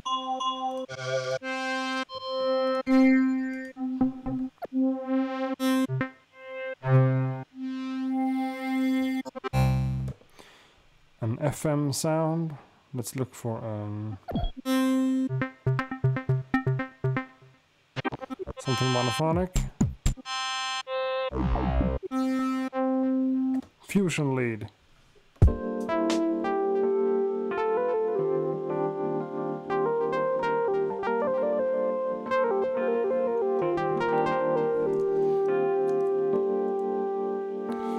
So we're back on that camera. Let's see if we can see more. Oh.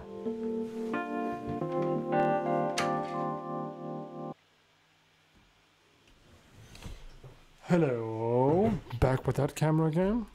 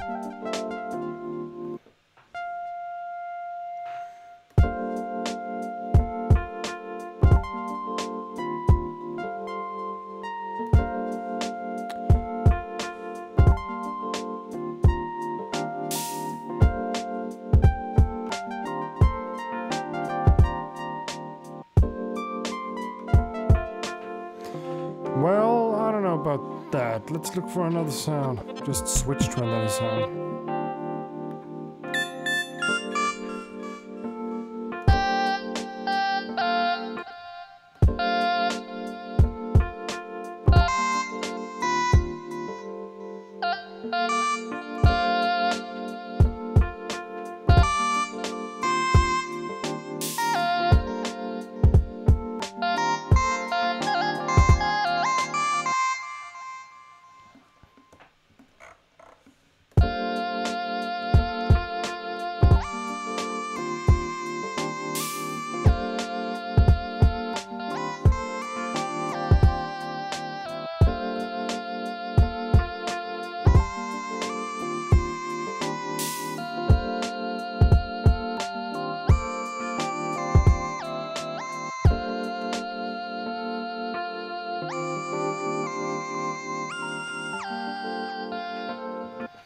Maybe just a melody like that.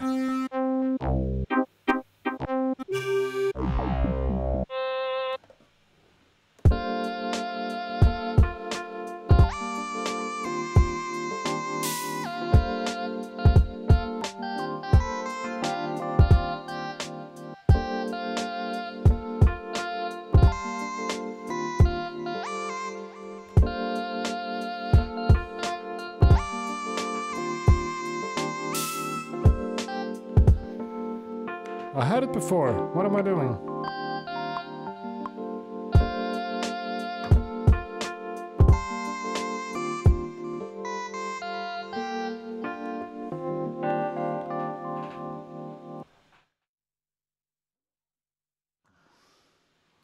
Oh.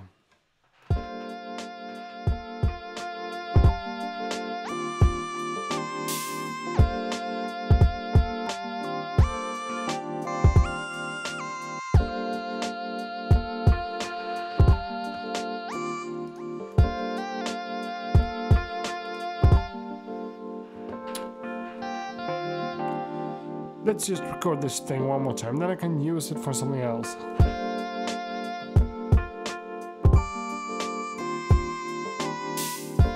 Okay, come on, you know what doesn't fit in there, so stop doing it. Pattern 4 bars.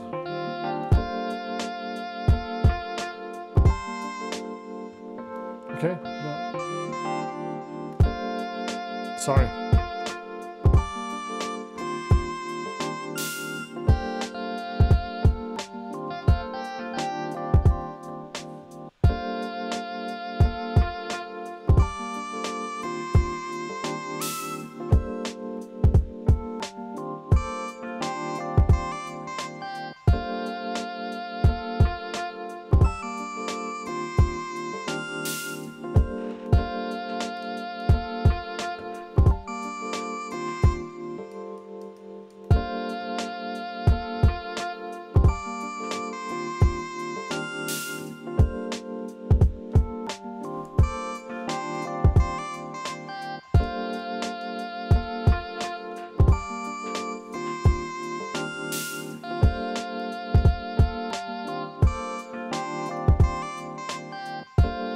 Okay, now the melody is kind of down. So what I'm thinking, and is like the first thing, using that stuff, but as a bass instead. So let's stick with the DX7V and just write sub. That's too low. That's just bad. So let's choose all of them.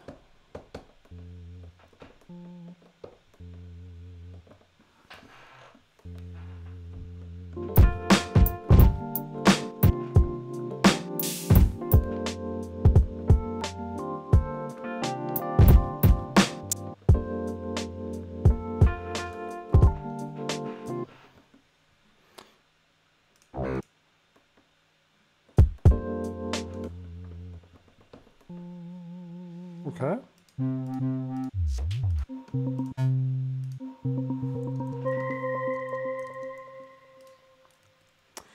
So, okay, that camera died again. Just froze up. Crazy.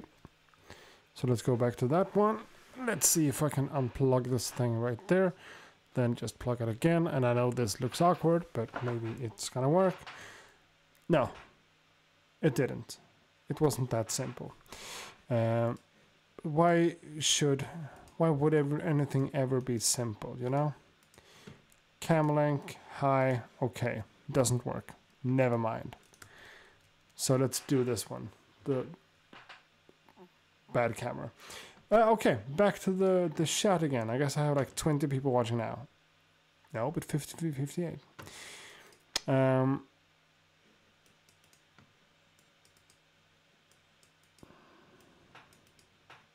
That synth changes it from some nasty boom bap slappy shit to the soundtrack of an anime golfing game. Yeah, as a synthesizer, but maybe as a sub.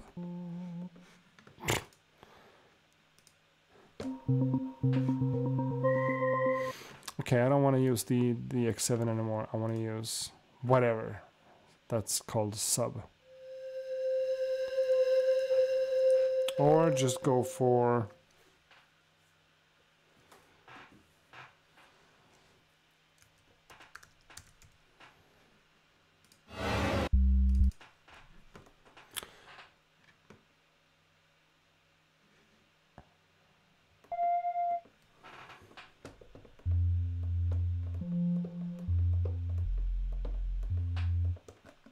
That's a funny reference though, as a golfing game.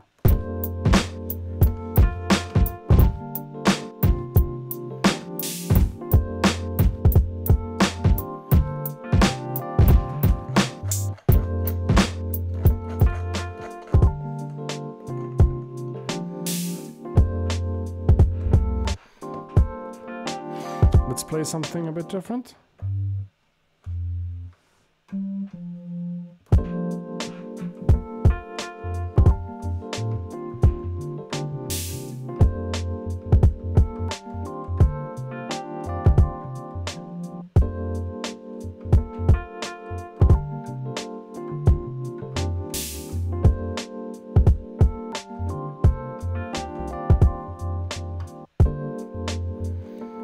Well, I don't know if you can hear that sub, but I don't mind. I just do it.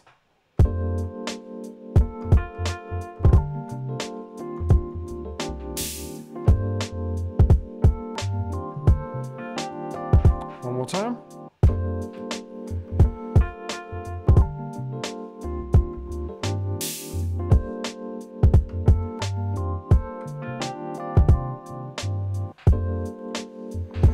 It's not the most exciting bassline ever, but it's a bassline, right?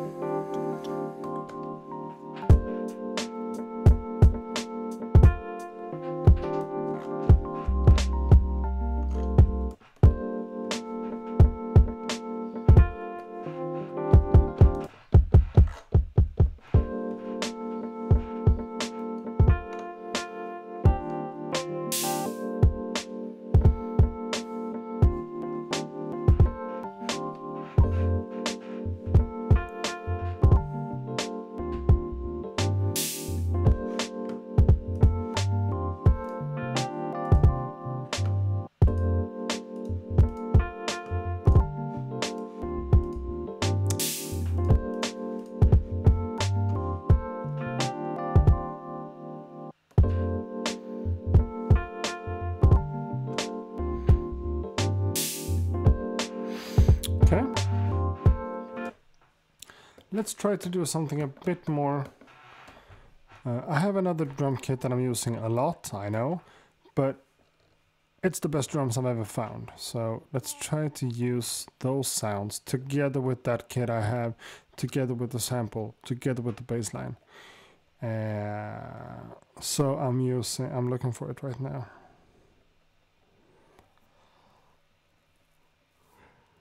You know when you have like folders and stuff that's all like drum kits all over the place, it becomes hard to find them even though you have the functionality of the... Okay, here we are. You know these drums.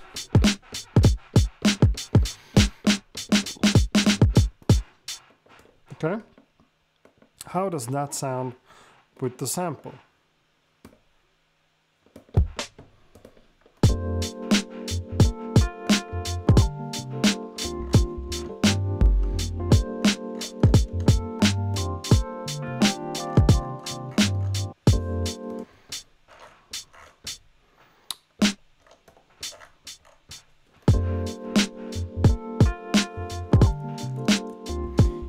You know, can you see why I love those drums?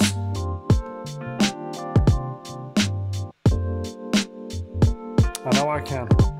Even to a beat like this, it sounds really... it gives it another type of flavor.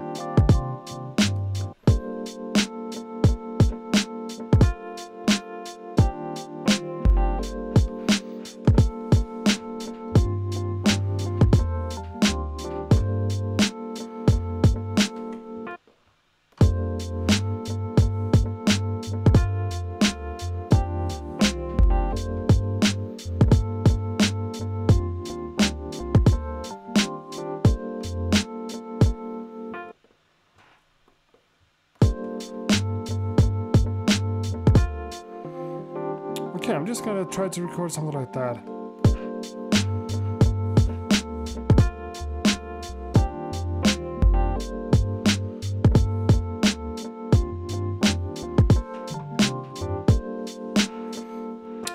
Okay, the ending was terrible, so let's...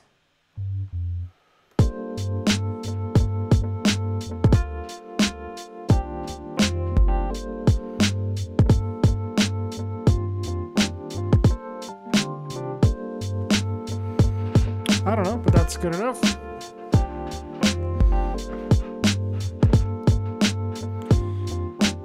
Back to scene one.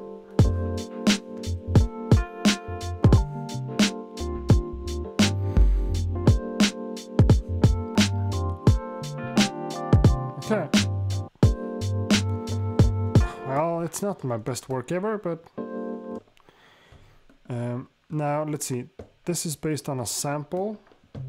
That's a sample instrument, I think. It's not. It's not? Oh, what is this? Adrenaline? Yeah, but that's not the same adrenaline that I'm using a lot, right? Isn't it called adrenaline? Hey, is everything just getting messed up here? That's not a group.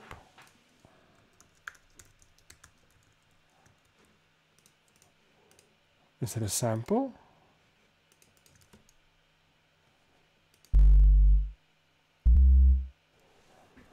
Okay, that's some audio.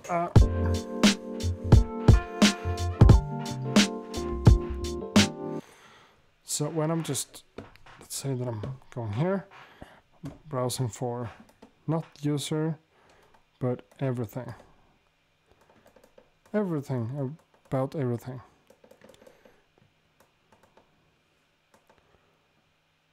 And I'm using a sound that's over there, right? And I'm just searching for adrenaline.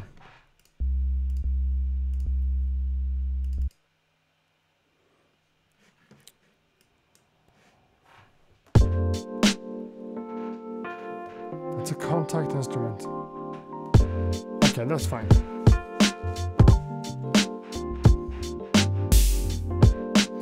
So now I have both the drum kits going on.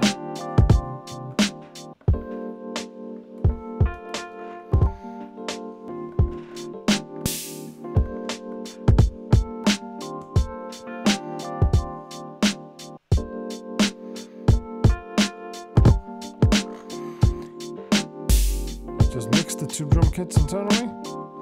Now it's time to do something more about the actual stuff. What up, R. William, and what up, Ed? Welcome to the stream. To on this entire group, I want to add, you know, something in the lines of beat delay, I guess, in 2/16.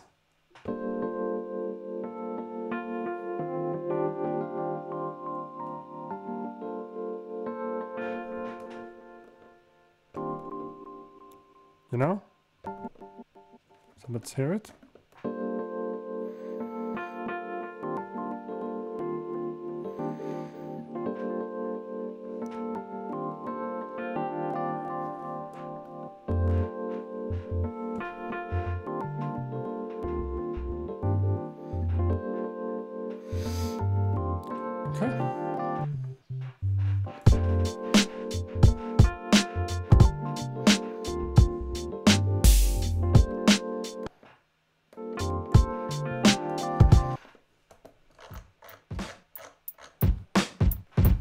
That's something I don't want to use.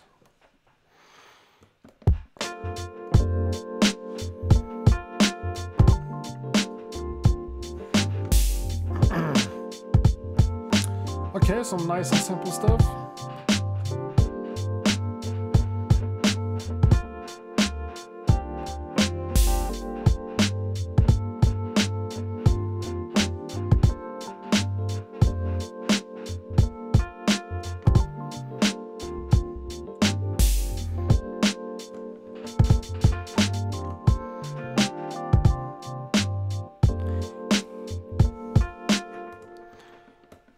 But again, let's do something more with a sample and use my normal thing here. That's the grain delay, pitched up 1 octave, and mixed in just a little bit.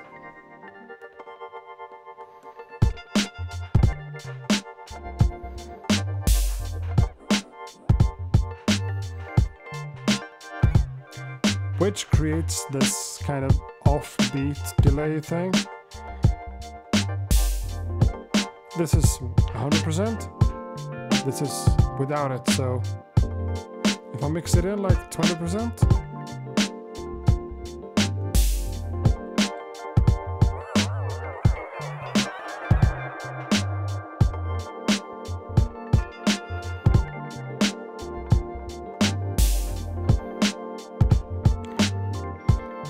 that works.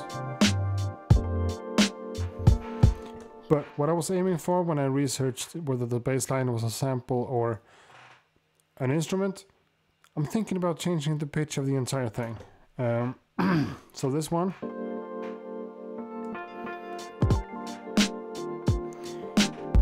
Right now it's at +4 semitones, so let's crank it up to...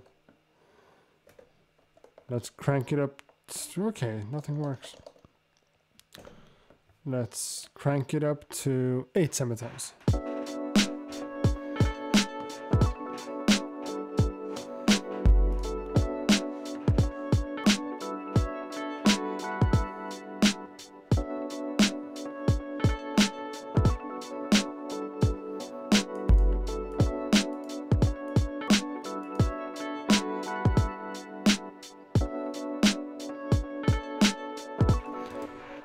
A weird part of me likes that, but I know it's not good, so let's go back to like 6.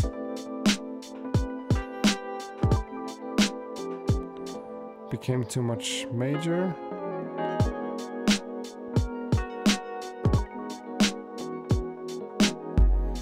This might be A. Okay, let's change it up. I started at 4. Now it works with the bass. Really good, but let's not hear the bass, and let's go down to like -2. And now let's be prepared for something different.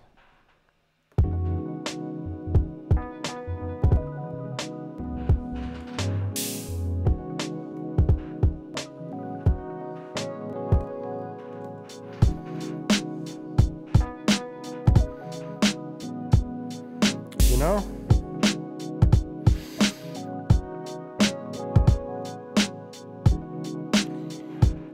This is hard.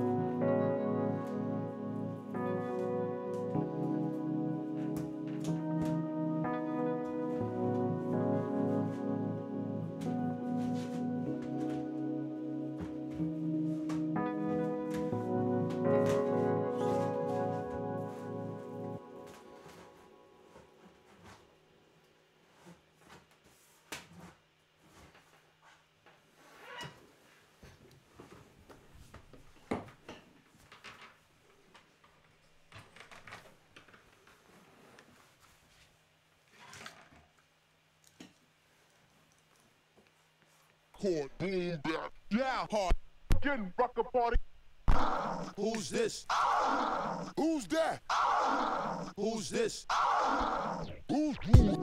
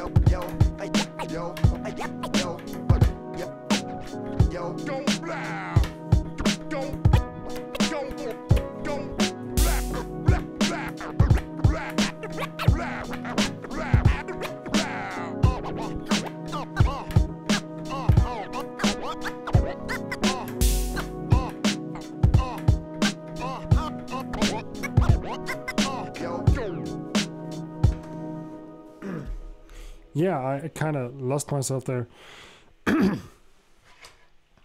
The problem I have with the thing now.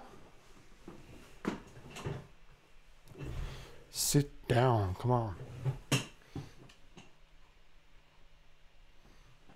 Okay, the problem I had before I started doing other stuff was that. Yeah, okay, the semitone thing, the pitch. I like it at +4 and I like it at -2. This is -2, feels more like a old school R&B kind of, you know, Brandy and Monica type of situation. +5, damn, +4, okay, I lost everything. No. +4.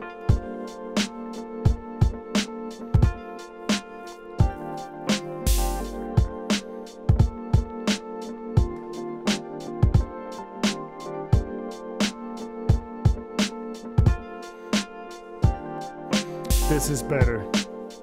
It's just better.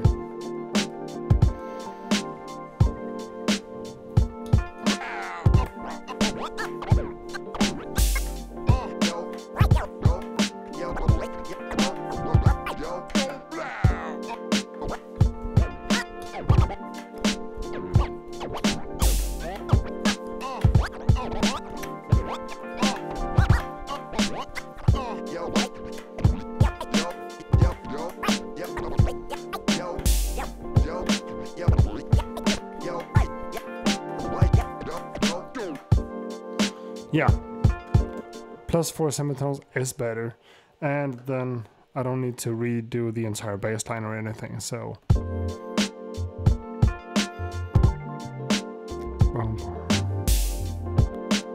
It's really, well, it's really good, come on. Can't say that about yourself. I'm just saying, like, I had a really good sample to start off with. I tried it around a few times, and I think this one is definitely the best I got out of it.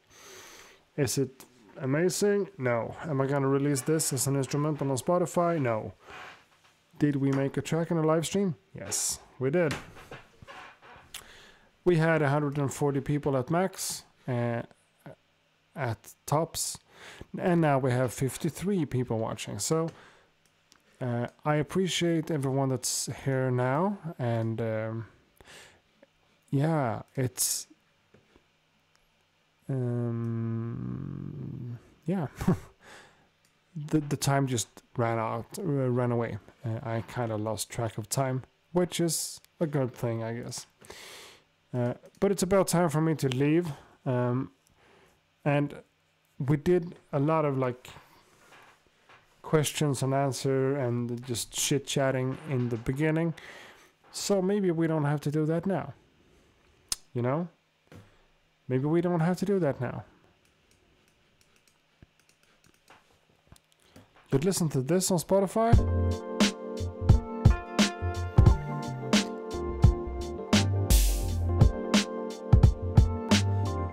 You know?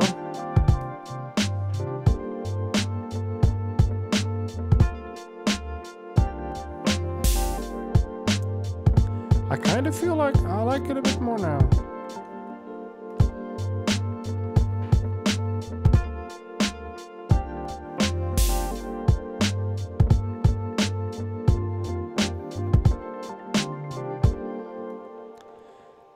That's cool. I'm glad you're saying that. Are you liking this? I'm not hating it, but it's like I like for a beat like this. Harry Thompson thinks the bass is a bit busy. I think the total opposite. The bass line of this is what makes it anything.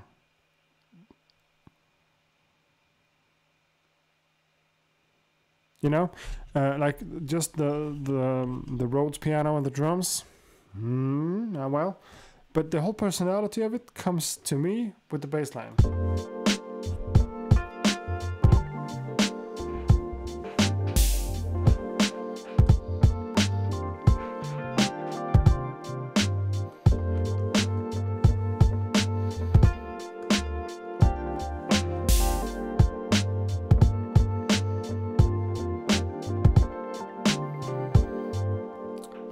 And the second part, it's kind of back and forth with the choppiness, and the bass line with the chaotic feel and the more stressful vibe makes it all balance out in some way. Deck Hooper, sorry. Yeah, you're right. I should make some kind of schedule on my live streams. And now back at work after the whole winter holidays. Which camera am I talking to? That one or that one? That one.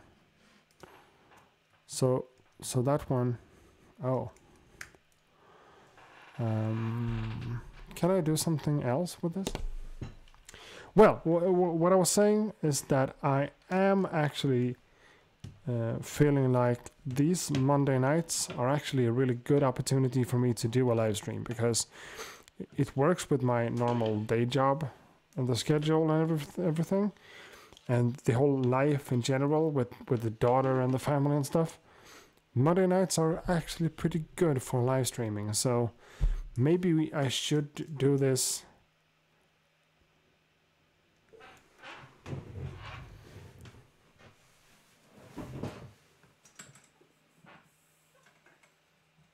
Boop.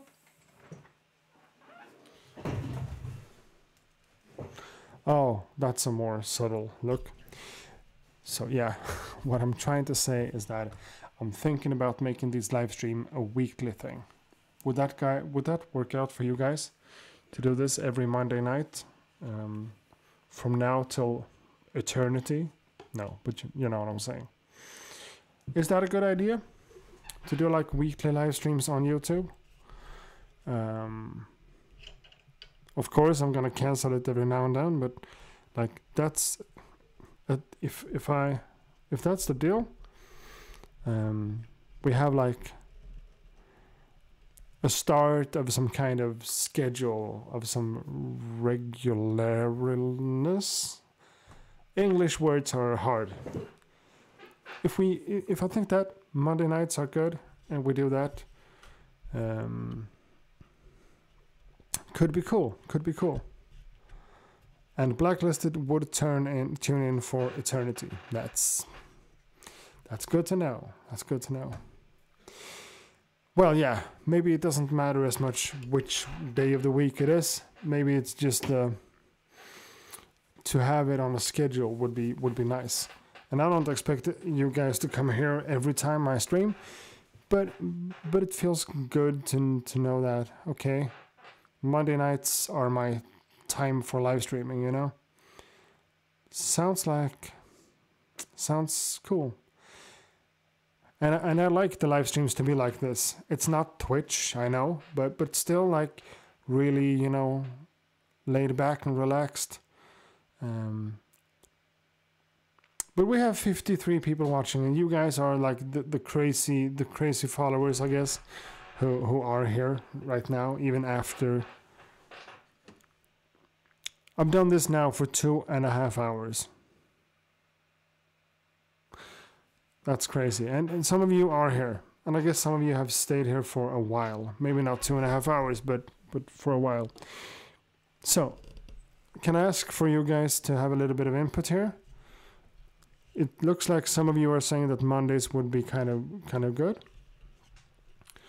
But is this format okay? Just talking a little bit in the beginning of a video, then getting into some beat making, and letting it all like be a slow, relaxed live stream? Or should I commit more to this and make my live streams a bit nicer, with more structured beat making?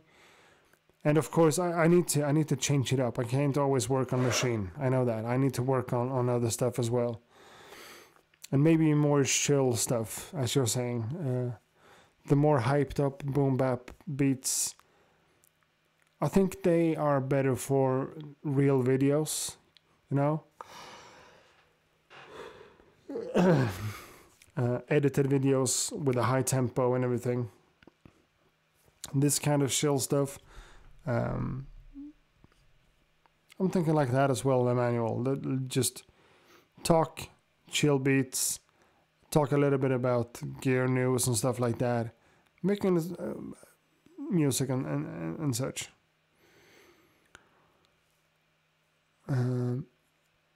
John would love a little series about the fundamentals of making beats as a beginner. Yeah. Can you post all your full live streams on YouTube? I'm not really sure I want to do that. I mean, a video like this on a live up on the channel. I don't know. I have a Patreon. Okay, I have a Patreon page where I said that I was gonna put all of the links to my previous live streams on the Patreon site. And I don't have any Patreons to talk about, so I'm not gonna bother more with that.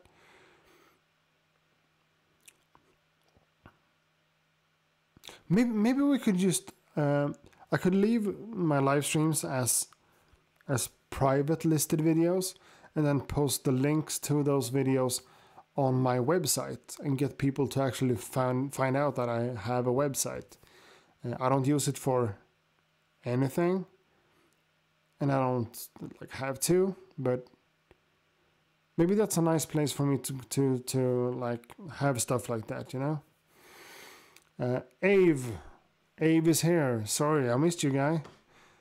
I missed you, dude, when you came in. Hello.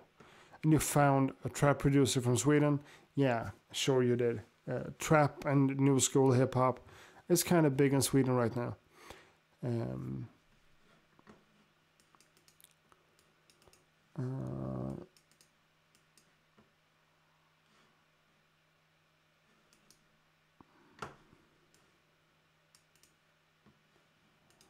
Man, I was late. Can you play your beat you just made, please? Yeah, sure. Hang on, Dick Hooper. I'll play it for you in a minute. It's not a masterpiece. It's not. Cool, Axel. I hear you.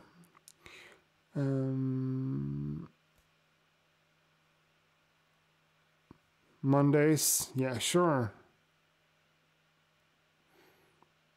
And yeah, get yourself an MK3. It's just a really good investment. You're not gonna, if you are just like ready to make a commitment and put a few hours into learning it, you will have a great time with MK3. I promise you that.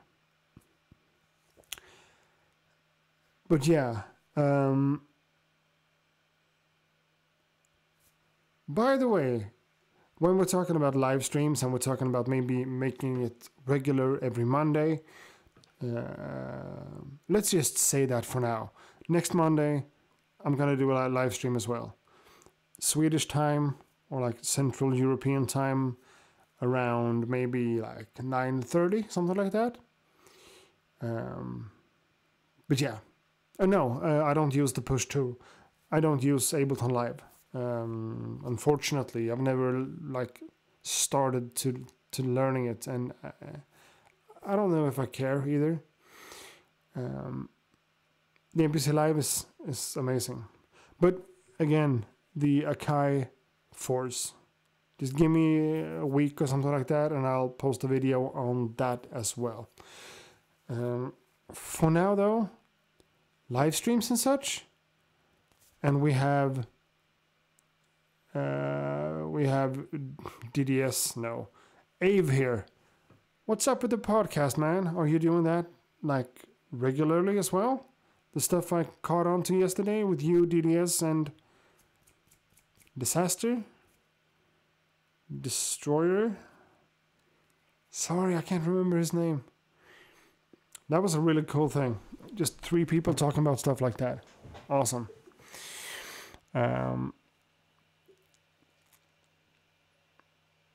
Oh, George, that's nice to hear. You bought yourself an MK3 because of me, and you made boom bap beats on it. That's what I want to hear. Keep the boom bap shit alive and just make that kind of music. Make it come back. Do you have a video about your song creation on Logic Pro X? No, I don't.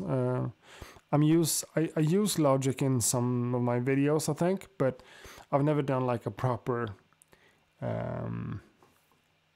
run through of my workflow with Logic, because it's really like not hard at all.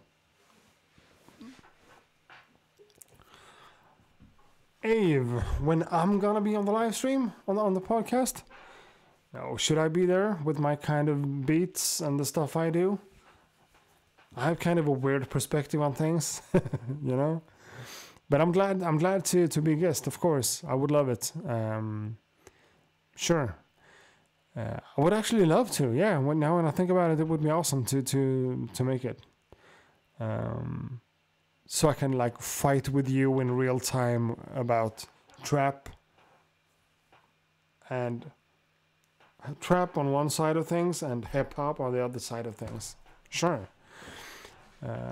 Just get in touch, man, and let's get it done. George, peace and love from the UK. Yes. I can link you a few of my songs if you ever get a chance to check them out. Please do. Boom. That's my email in the chat room. Sending links on other.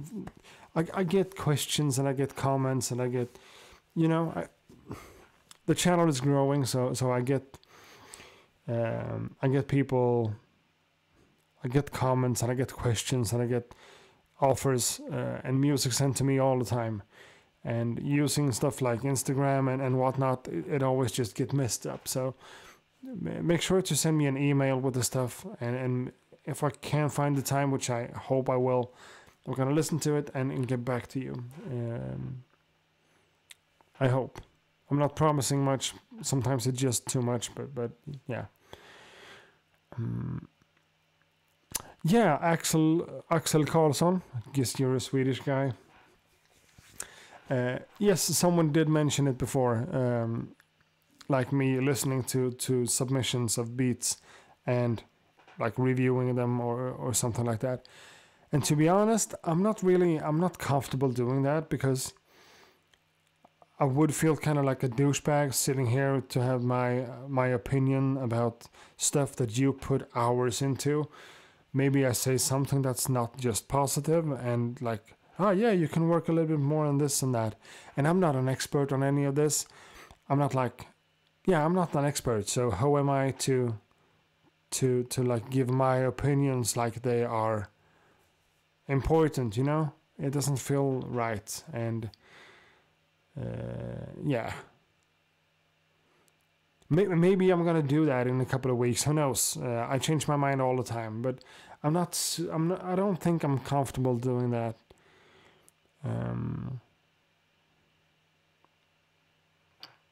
Or am I? I don't know. A trap versus hip hop live stream, that would be amazing and funny.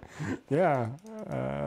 So yeah, but I mean, trap versus hip hop, it's not really fair to say it like that, because some trap producers thinks that trap is hip hop and the other way around, and I can see the correlation, but still, you know, I'm not saying one is better than the other. Yeah, I kind of am saying that one is better than the other, but sure. Let's talk about that, man.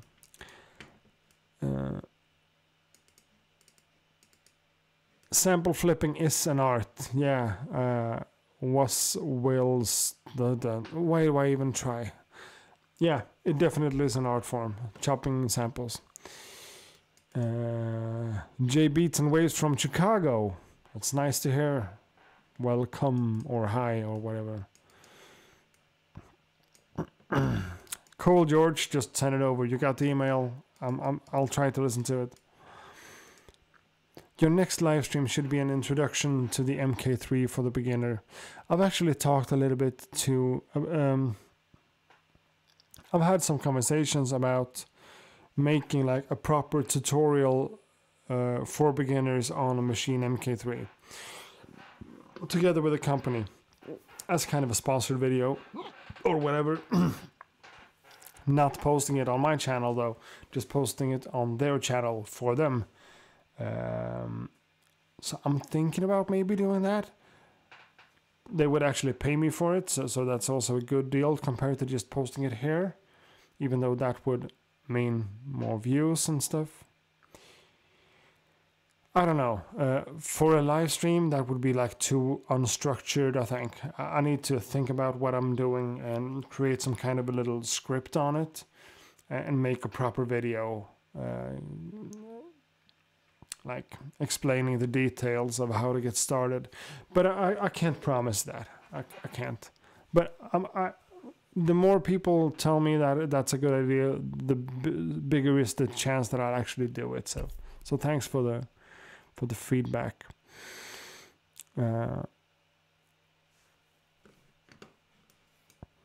Axel Vontason. It's nice to hear what you think and being able to show your stuff off too. Okay, yeah, that's a valuable point. That if you let me do that with your beats in a live stream, you will get some of my viewers to actually hear your stuff. And I would love to do that for you, but yeah. Let me think about that.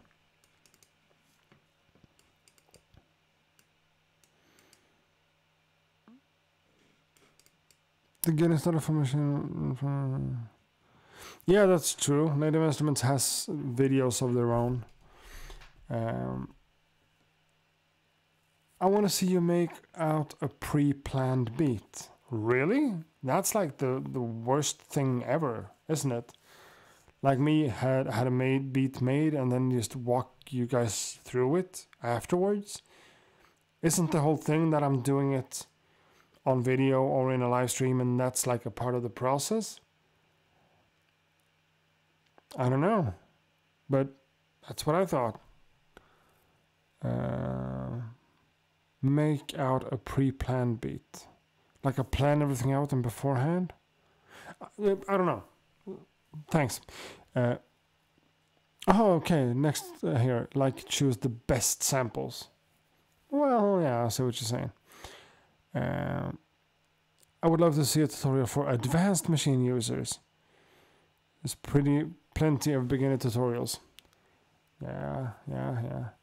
If you watch all the accurate videos, it's perfect for beginners. Every video shows something new for beginners. Yeah, that's actually true though. I'm trying to, in every like beat making video or whatever, I try to incorporate a little bit of tips and tricks that could apply to even a beginner. But if we're talking about like going through the entire sequencer in the system of groups and patterns and scenes and sounds and samples and instruments and kits, it's been done quite a lot. So, but yeah, love your learning videos. It's a good idea to do the MQ3 tutorial. Have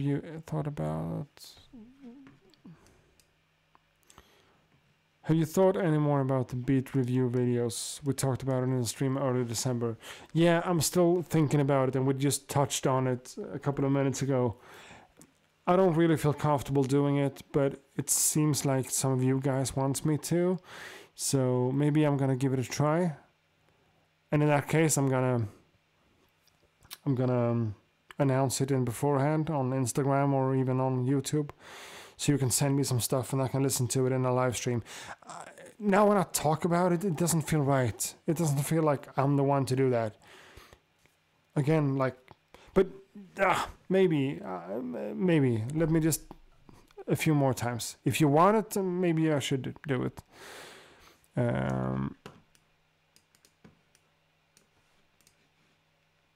What DAW do you use for mixing and mastering? That would be Logic.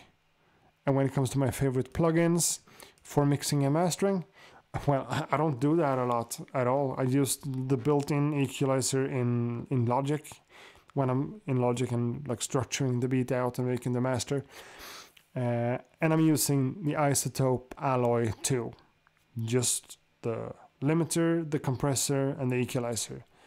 Just tweaking it a bit to get the volume higher and get it more compressed, basically. I used to be super complicated, like stacking compressors on top of each other and like filtering things out and moving them around in the spectrum. Nowadays, I just keep it simple as possible by just doing just that. Limiter, compressor, equalizer. Boom.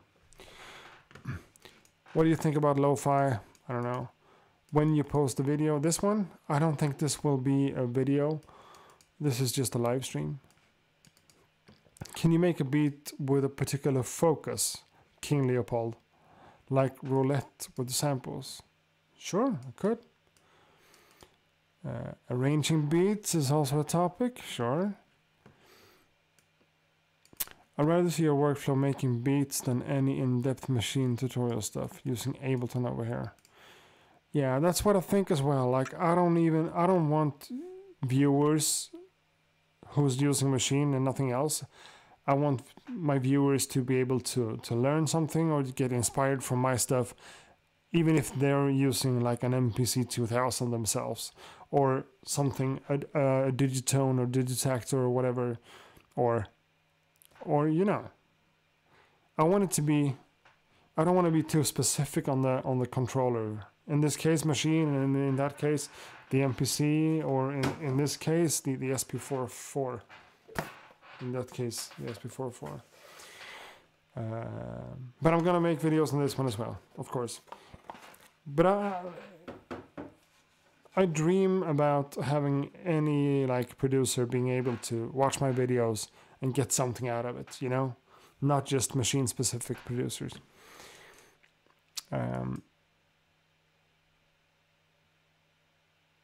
You think lo-fi is underrated? That's an opinion. Underrated? Really?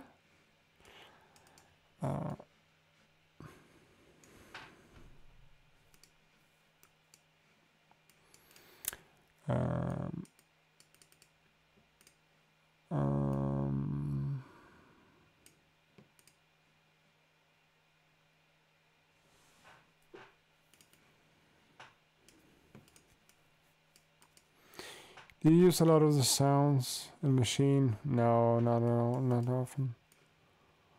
And do you have the exclusive pack? I don't know. I have the complete 12 Ultimate Collector's Edition, so I have pretty much everything. Do a 5 samples video.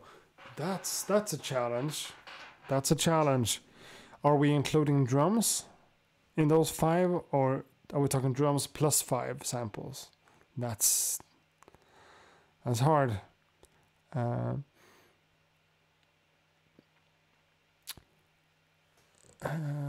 agree with you, Accurate. You gave me the energy to do boom bap. That's nice. It's not the tool, it's the energy you're giving us. Thanks. That's exactly what I want to hear. The workflow and then yeah, okay. You forgot to play the beat. I forgot to play the beat. Sorry. Dick Hooper, I guess it was. Let me just play this track real quick. Again, it's not a masterpiece. Is he still here? Dick Hooper?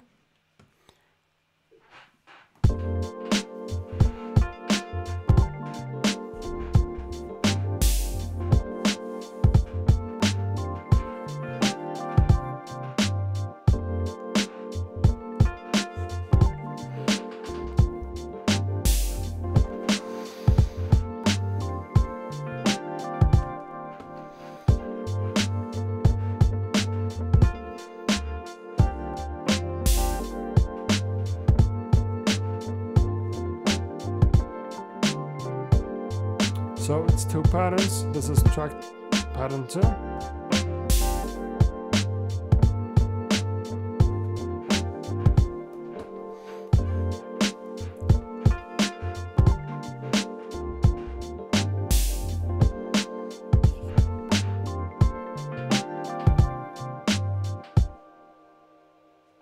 Yeah, that's kind of it.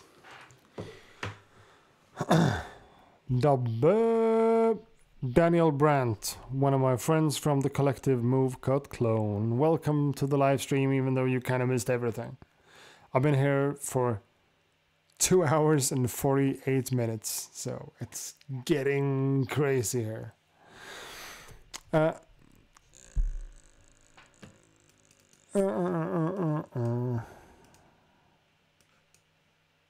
Okay, let's get into this a little bit. I am gonna go to bed really soon, so just like let's just wrap it up. The open hi-hat is a little too loud. I guess it is.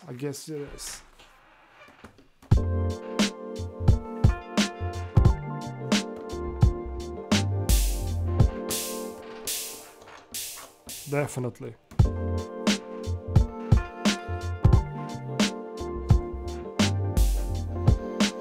Still a little loud.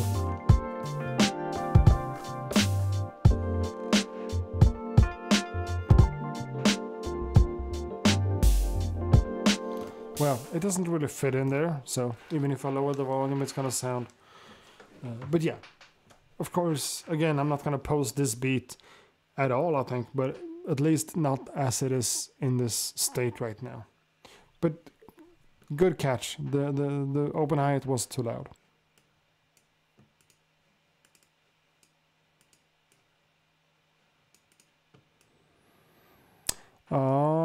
You are so amazing and helpful for me this journey. MK3 music making. Cool. Okay, let me just get into this really quickly. Lo-fi.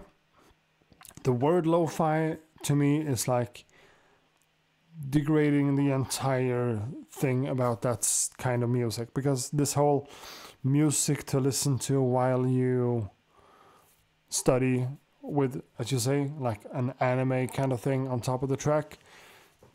Beats made like super quickly with just a sample, a few chops, maybe like 3 or 4 chops, and like standard lo-fi drums. It's kind of like, yeah, if you're getting into that and you're learning that sound in and out, you can make like 6 of those beats in one day, you know? And to me, it's definitely overrated, not underrated, but underrated.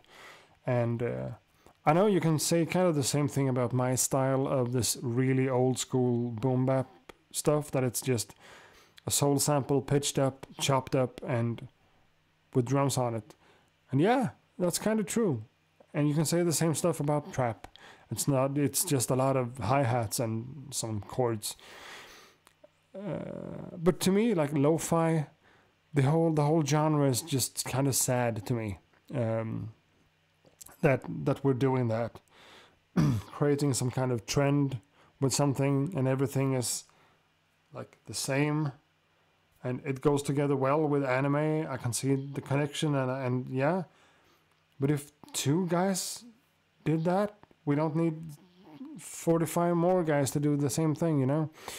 It becomes a cliche, and to me, like this style of stuff that I'm into right now, or has been into since I was a kid, pretty much. The more classic, kind of New York. This is a bad example of that, but you know, chopped up, pitched up samples with scratch on it, and yeah. But that's my style, and that's the classic stuff. And I'm just saying, lo-fi is like, it's become a little bit too much for me, you know. And the rant. Let's not talk more about lo-fi ever again. I like lo-fi beats though. I mean, the music itself, I like it. I do. But the scene around it and what it's become, a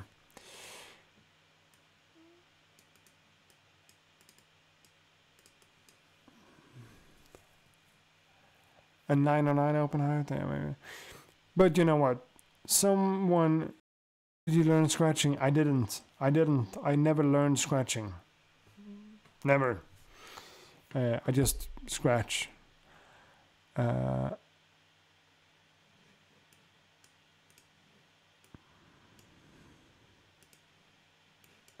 Okay, it's so much more in the lo-fi scene. A lot of great beat makers. Yes, I'm sure. But the problem is that the genre is so overrated by beginners that they ruin the whole genre. Maybe that's the thing. Maybe that's the problem. It's a lot of like beginners trying to do it, and they're kind of managing to do it, and it's oversaturated. Maybe.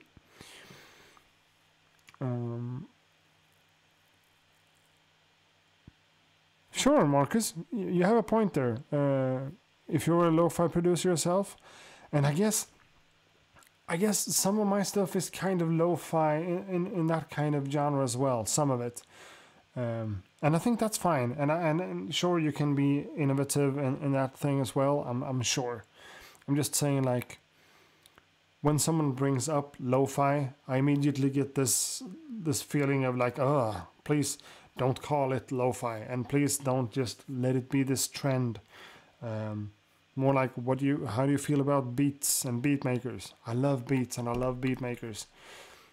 If you're stuck in your ways and just doing the same thing that everyone else is doing right now, it's gonna lose its value, of course.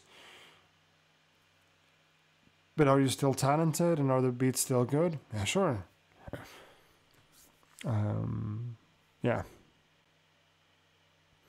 Again, let's not talk more about lo-fi. But yeah, someone touched on a subject that we've been talking about before, and that's one idea for my channel that I am gonna do. Maybe not for a live stream, maybe for an edited video, but for you guys to like, kind of the same thing that Andrew Wong has done a lot, but not the same way, because when we really don't work in the same way. That you guys can send me samples to use. But in that case, it can't be like samples, that you go to YouTube and you find some Ella Fitzgerald kind of stuff and you send it to me. That doesn't count, because that's also a problem when it comes to sample clearance and stuff like that. More, if you play an instrument or if you sing or whatever, just record yourself doing that and send that shit my way. No copyrighted material. I can't use that. I just can't, because too many copyright strikes and you're out from YouTube, and I can't afford that, because I can't afford it, and I don't want to lose the whole thing. So if we're gonna do that project, everything needs to be like original material.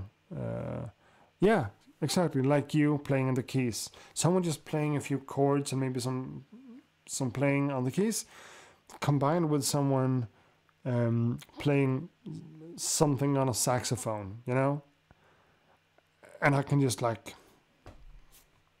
chop it together and make something out of it. That would be amazing. It would be a really good idea.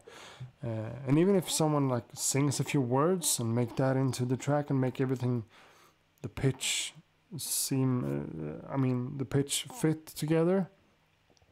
Some stuff are gonna be pitched up crazy or pitched down, and you know, just editing it and make it.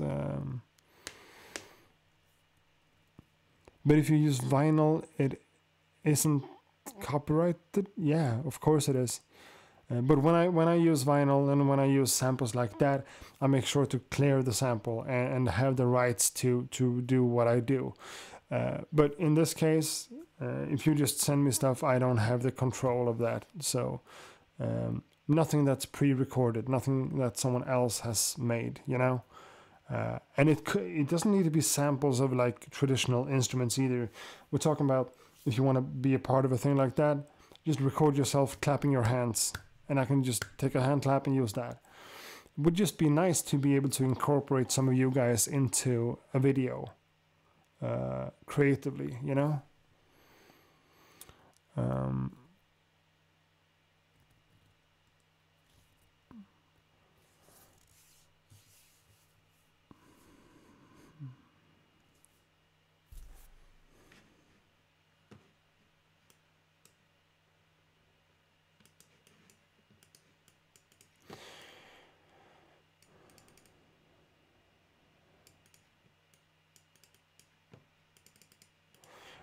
You just change the sample so much that no one recognizes the original. That's also problematic. Everyone knows you can do that, kind of, but I'm just saying that if you're sending me stuff and you're gonna be part of the video like that, it's way easier for everyone to just get something original. Clap your hands, sing a note, play some instrument, something like that, you know? In that case, I can just work with it, and it will be kind of fun. Nobody can judge anything, so you have to comfortable with these sounds that you like. Yeah. You know what? It's about time for me to go to bed. It really is. We've been live for 2 hours and 59 minutes by now, which is just not okay. You know? But again, next Monday, Central European time around 9:30, something like that. Let's do another live stream. And yeah, I can contact the record deals and make clear the samples. But if you send me like 6 samples to make one beat out of, then I have to clear 6 different samples, probably with 6 different people at 6 different record companies, and give them such and such many % of the stuff that I make from it. It's just a hassle, you know. Vinyl music rights no different from CD. That's right. Pre-recorded material is copyrighted, can't be used unless you clear it. So that's always. Again, I sampled 2 minutes of a movie and would love to hear what you do with it. The movie is pretty obscure with no actual vocals, just effects and soundtracks. That probably could be used. Is it totally legal though? No. Whatever. Let's talk about that more and just think about maybe participating on a thing like that. Would it be cool or would it be not cool? Words. 1 in the morning. So it's 1 in the morning and I'm working at my day job tomorrow, editing videos. So that's a lot of work to do. Thanks a lot for being here. Thanks a lot for the support. I am going to bed. Thanks everyone. See you guys in the next video, in the next live stream, whatever. Bye bye.